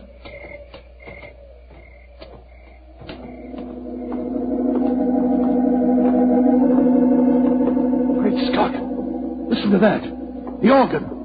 The ghost playing. We're extremely fortunate. A psychic manifestation as soon as we enter. Remarkable. Psychic manifestation. Rubbish. Look who's sitting at the keyboard. It's Holmes. Holmes! What's the matter, Watson? What's the matter? You frightened us to death, didn't he, Harley? Well, speaking for myself, Doctor, it disappointed me. I thought it was a genuine phenomenon. What do you think you're doing, Holmes? I thought you were still behind us. I'm sorry if I frightened you, Watson. I was curious about this organ. I slipped in by the side door ahead of you and tested the instrument. It's in astonishingly good condition for a disused chapel, don't you think, Harley? Yes, I do, Holmes. One might reasonably presume that someone tends it with great care. In fact, I would go further and say... What are you doing in here? We are guests at the manor house, and we decided to pay a visit to the chapel before we paid our respects to our host. Oh. My father is your host. I'm Dorothy Brownlee. How do you do, Dorothy? My name is Holmes, and these gentlemen are Dr. Watson and Mr. Harley. How do you do, Dr. Watson? Mr. Harley. I heard the organ music, and I was terribly frightened. You've heard of the legend, I suppose. You mean about the Headless Monk and the ghostly organ and music, Miss Brownlee? Yes, Doctor. And it's more than a legend, I assure you. That's why I rushed over here as soon as I heard it. It must have frightened all the servants within hearing distance. Why were you playing the organ? I was curious to see whether it was in good repair. Obviously it is, Mr. Holmes. Well, my father and his secretary, Mr. Miles, are expecting you, I know. Let's walk over to the house, shall we? I'm sure you've seen enough of the chapel for tonight.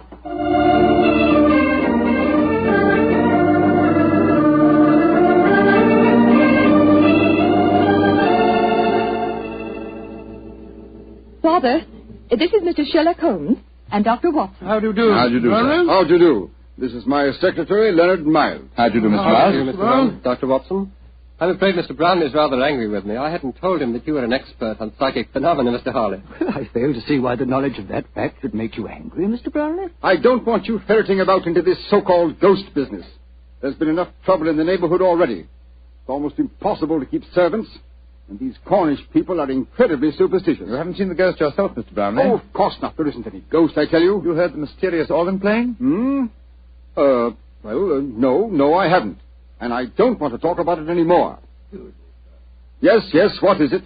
David Pendragon at the door. He's very anxious to see you, sir. Pendragon? Oh, very well. Tell him to come in. Yes. David? What does he want, I wonder? That's the fellow we met outside the chapel, isn't it? Yes. Quite a colourful character. Oh, he's a superstitious old fool, if you ask me. But he is a good groom. Yes, Pendragon, what is it? Begging your pardon, sir, but there be trouble at the chapel again tonight. I says to myself, David, 'tis your duty to go to the master, I says. Never mind. What's the trouble? As the moon was hanging low tonight, sir, I hears the organ a-playing. But that was Mr. Holmes, my good man. Aye, that's what he thinks, maybe. But what I says to myself is, what made him play the organ? Then this very night, I saw the Headless monk. With my own eyes, I saw that poor soul with his head off, wandering in the moonlight. I saw that, sir, with my own eyes, I did. Oh, get out of here, you blithering old fool. And I'm warning you. If I hear any more nonsense about this ghost, you'll lose your job, you understand? Now, come along, be off with you. Aye, sir, begging your pardon, sir. Come on, I'll give you chaps a drink. Mr. Brown seems absolutely rabid on the subject of the ghost, eh? Yes. Suspiciously so. Wonder what he's trying to hide. Whatever it is, I don't think you'll be successful. In your profession, Holmes, you know that murder will out. It's true in my profession also. Try to suppress them as you may, gentlemen. Ghosts will out.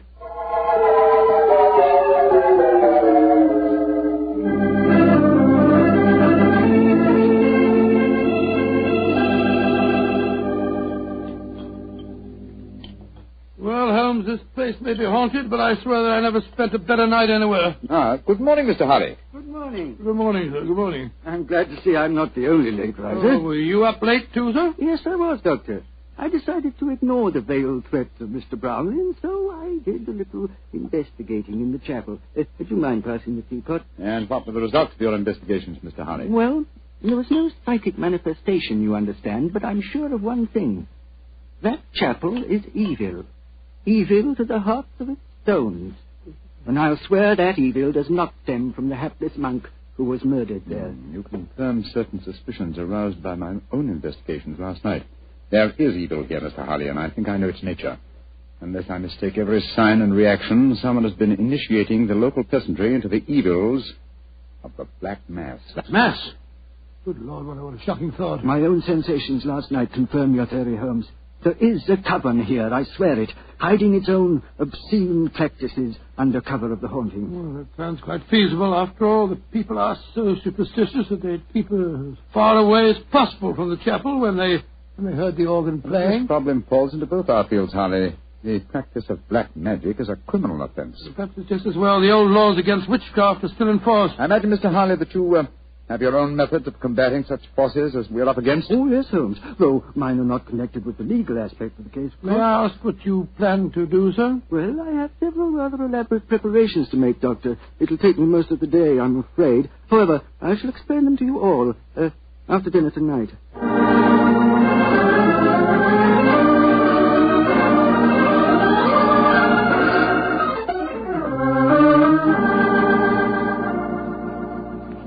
It's very pleasant to sit here after a good dinner with a superb brandy at one's elbow. And listen to the piano being so charmingly played. You're very kind, Want to play something more, Miss Brownlee? I'd love to. Are you enjoying your stay down here? Oh, very much, thank you. Both Mr. Harley and I have found the local folklore extremely interesting. I see. You fellows haven't been investigating the haunted chapel business again, have you? Oh, look here. If you have, I shall be very angry. It's abusing my hospitality. I told you distinctly I didn't want any more talk of ghosts. We are not talking of ghosts, my dear Mr. Brownlee. I have something even more important that I must fight now. It's possibly a little hard to imagine me as a crusader. Me, the stooped little man, beside the four of you, as toweringly tall a quartet of men as I have ever faced. And yet, I am your St. George. What on earth are you talking about, sir? I'll tell you in secrecy. This mustn't reach the ears of the peasantry. I refer to myself as St. George because I go to wipe out an evil that lives in your midst. A living, modern dragon. Please, Mr. Harley. That sounds deathly frightening. And to rid you all of this fiend, I must cleanse the chapel, purify it, exorcise it, remove its residue of psychic evil. That, gentlemen, is my mission tonight. Dorothy! She's fainted. Get some smelling salts, quickly. I'm afraid you were a little too graphic, Mr. Harley. I'm sorry if I frightened the young lady, but I'm sure that after tonight she will have no further grounds for fear in Trevennis Manor.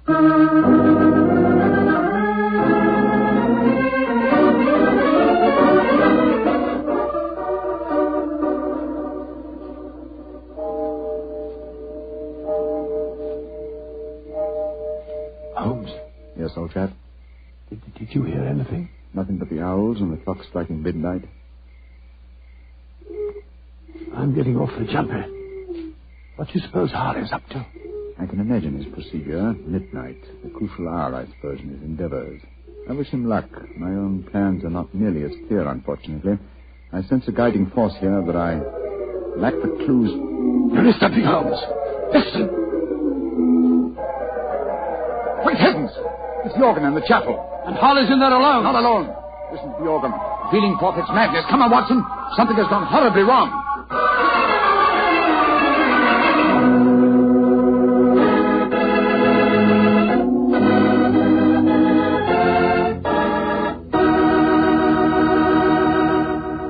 You'll hear the rest of Dr. Watson's story in just a second. You know, a moment ago I told you how much I thought you'd like Petri California Sherry.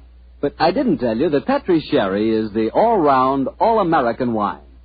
You can not only serve Petri Sherry before dinner, it's good after dinner, too. And, of course, later in the evening, when you're listening to the radio with some friends, a glass of Petri Sherry is just the thing. And say, Petri makes two kinds of sherry, the regular and Petri Pale Dry. To make sure you get the one that you like best, do what I do. Don't buy one, buy two. But remember, always buy Petri. Dr. Watson, that was a heck of a place to break off your story. Then let us continue it as speedily as possible, my boy. As soon as we heard that devilish organ music, Holmes and I rushed out of the house and raced in the moonlight down the path leading to the ruined chapel. By the time we reached the entrance, the organ music had ceased, and the tall, gangling figure of David Pendragon was standing in our path. You gentlemen be wanting at this time of night. What are you doing here? I be here because the gentleman gave me 5 shillings to stand outside here and see that no one disturbed him. That's why I be here. And nobody did come or go. He still be there, he be. But when you heard that organ music, why the devil didn't you go in? Organ music? I heard no organ music. Come on, sir. Watson.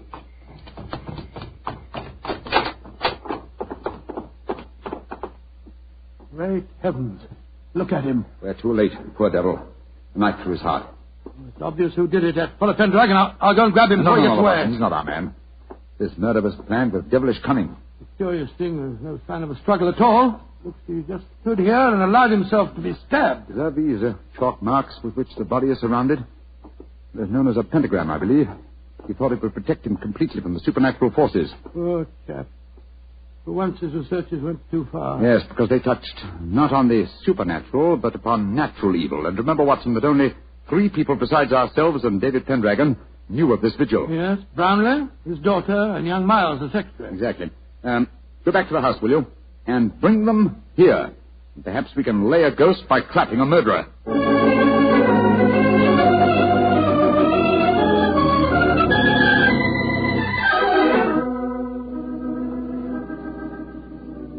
And that's all I know, Mr. Holmes. Well, you've not established much so far, Holmes. The three of them all swear that they were asleep and that they didn't hear the organ. Yes, then you can't prove otherwise. I think I Holmes. can prove that one of you was not only awake, but also murdered Mortimer Harley. But why should any of us want the poor man dead, In your Mr. Holmes? case, young lady, I confess that I find it hard to conceive a motive. Implying that Mr. Brownlee and I might have one? Well, Mr. Miles, you must admit that you're responsible for Mr. Harley coming here. And you, Mr. Brownlee, must admit that you did everything in your power to prevent the dead man from carrying out his investigations. Why? What were you trying to hide? Nothing. It's just that I wanted to sell the manor house. All this talk about ghosts was giving the place a bad name.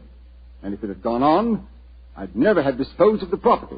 Well, speculation can get us nowhere. Let's get down to facts. Is there any other entrance to this chapel besides the two doors? None. Oh, there was an old smuggler's cave which came out near the organ loft, but Father had it bricked up some years ago. I had to. The tourists kept crawling in. Go and examine it, will you, Watson, old chap? All right, you are, Holmes.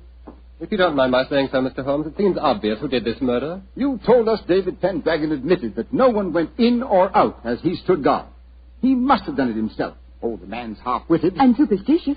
He might have killed Mr. Harley because he was attempting to interfere with the ghost. And then played the organ to celebrate the occasion? I think you overestimate David Pendragon's capabilities, Miss Brownlee. Mr. Miles. Yes, Mr. Holmes. Pendragon is waiting outside. Would you be kind enough to ask him to come here for a moment, please? Certainly. What did you find out, Watson? Well, it's easy to see where it was bricked up, but it's a solid wall now. No one could get in that way. But if no one came in or out, who else could have killed Harley except Pendragon? The ghost, or rather the person disguised as a ghost.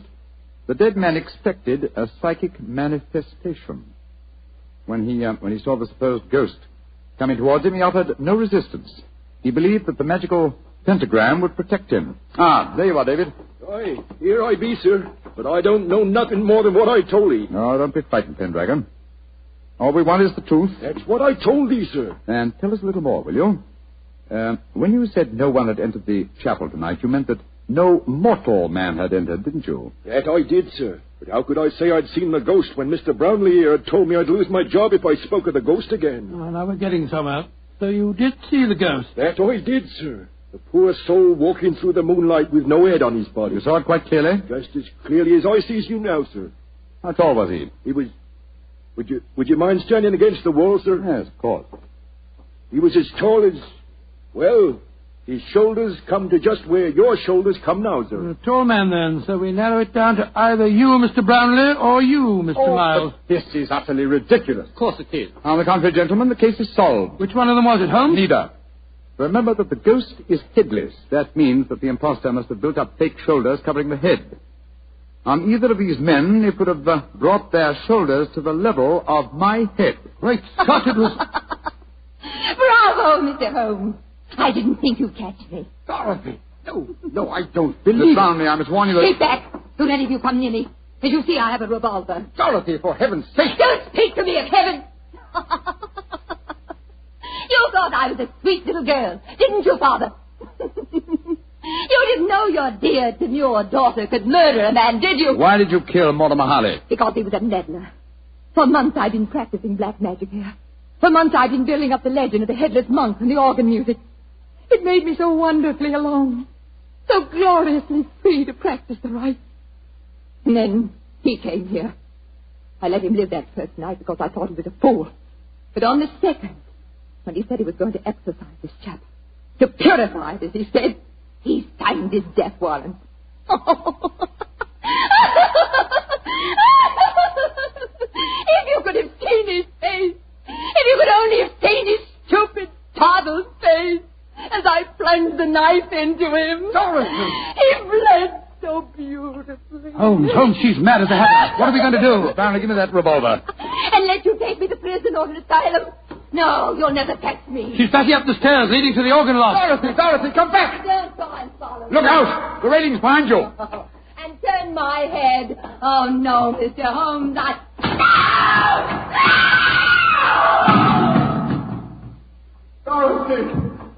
Dorothy! My poor little girl. Mr. Brownlee, the powers of evil are frightening. Your daughter had killed one man and might have killed more.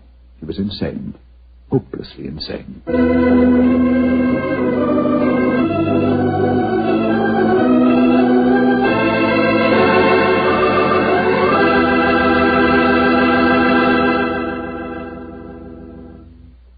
Doctor. That was quite an exciting story. You know, I wish I could play the organ and write music for it. There's nothing like music to really express a thought. Yes, I can just imagine the kind of music you'd write. Probably catchy little ditties such as, "The Petri family took the time to bring you such good wine. So when you eat and when you drink, remember Petri wine." Oh, no, Doctor. Is that the way I affect you? Although on the level, you could probably write beautiful music to describe the way the grapes look on the vine in the sunlight. But what music could tell you about the Petri family and how long they've been making fine wine?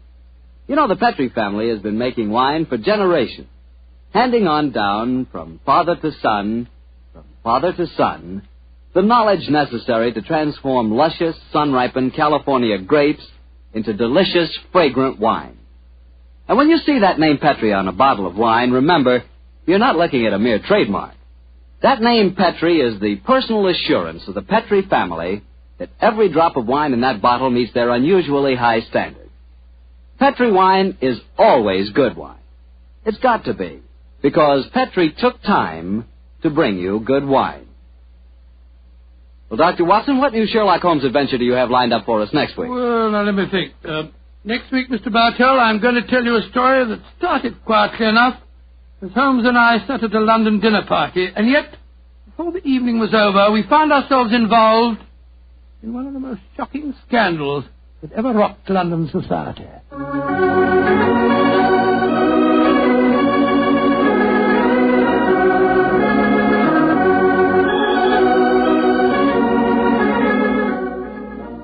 Tonight's Sherlock Holmes adventure was written by Dennis Green and Anthony Boucher and was suggested by an incident in Sir Arthur Conan Doyle's story, The Adventure of the Devil's Foot. Music is by Dean Fossler. Mr. Rathbone appears through the courtesy of Metro-Goldwyn-Mayer, and Mr. Bruce through the courtesy of Universal Pictures, where they are now starring in the Sherlock Holmes series.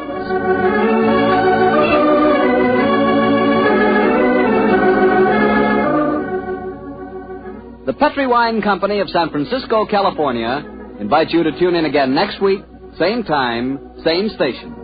Sherlock Holmes comes to you from our Hollywood studio.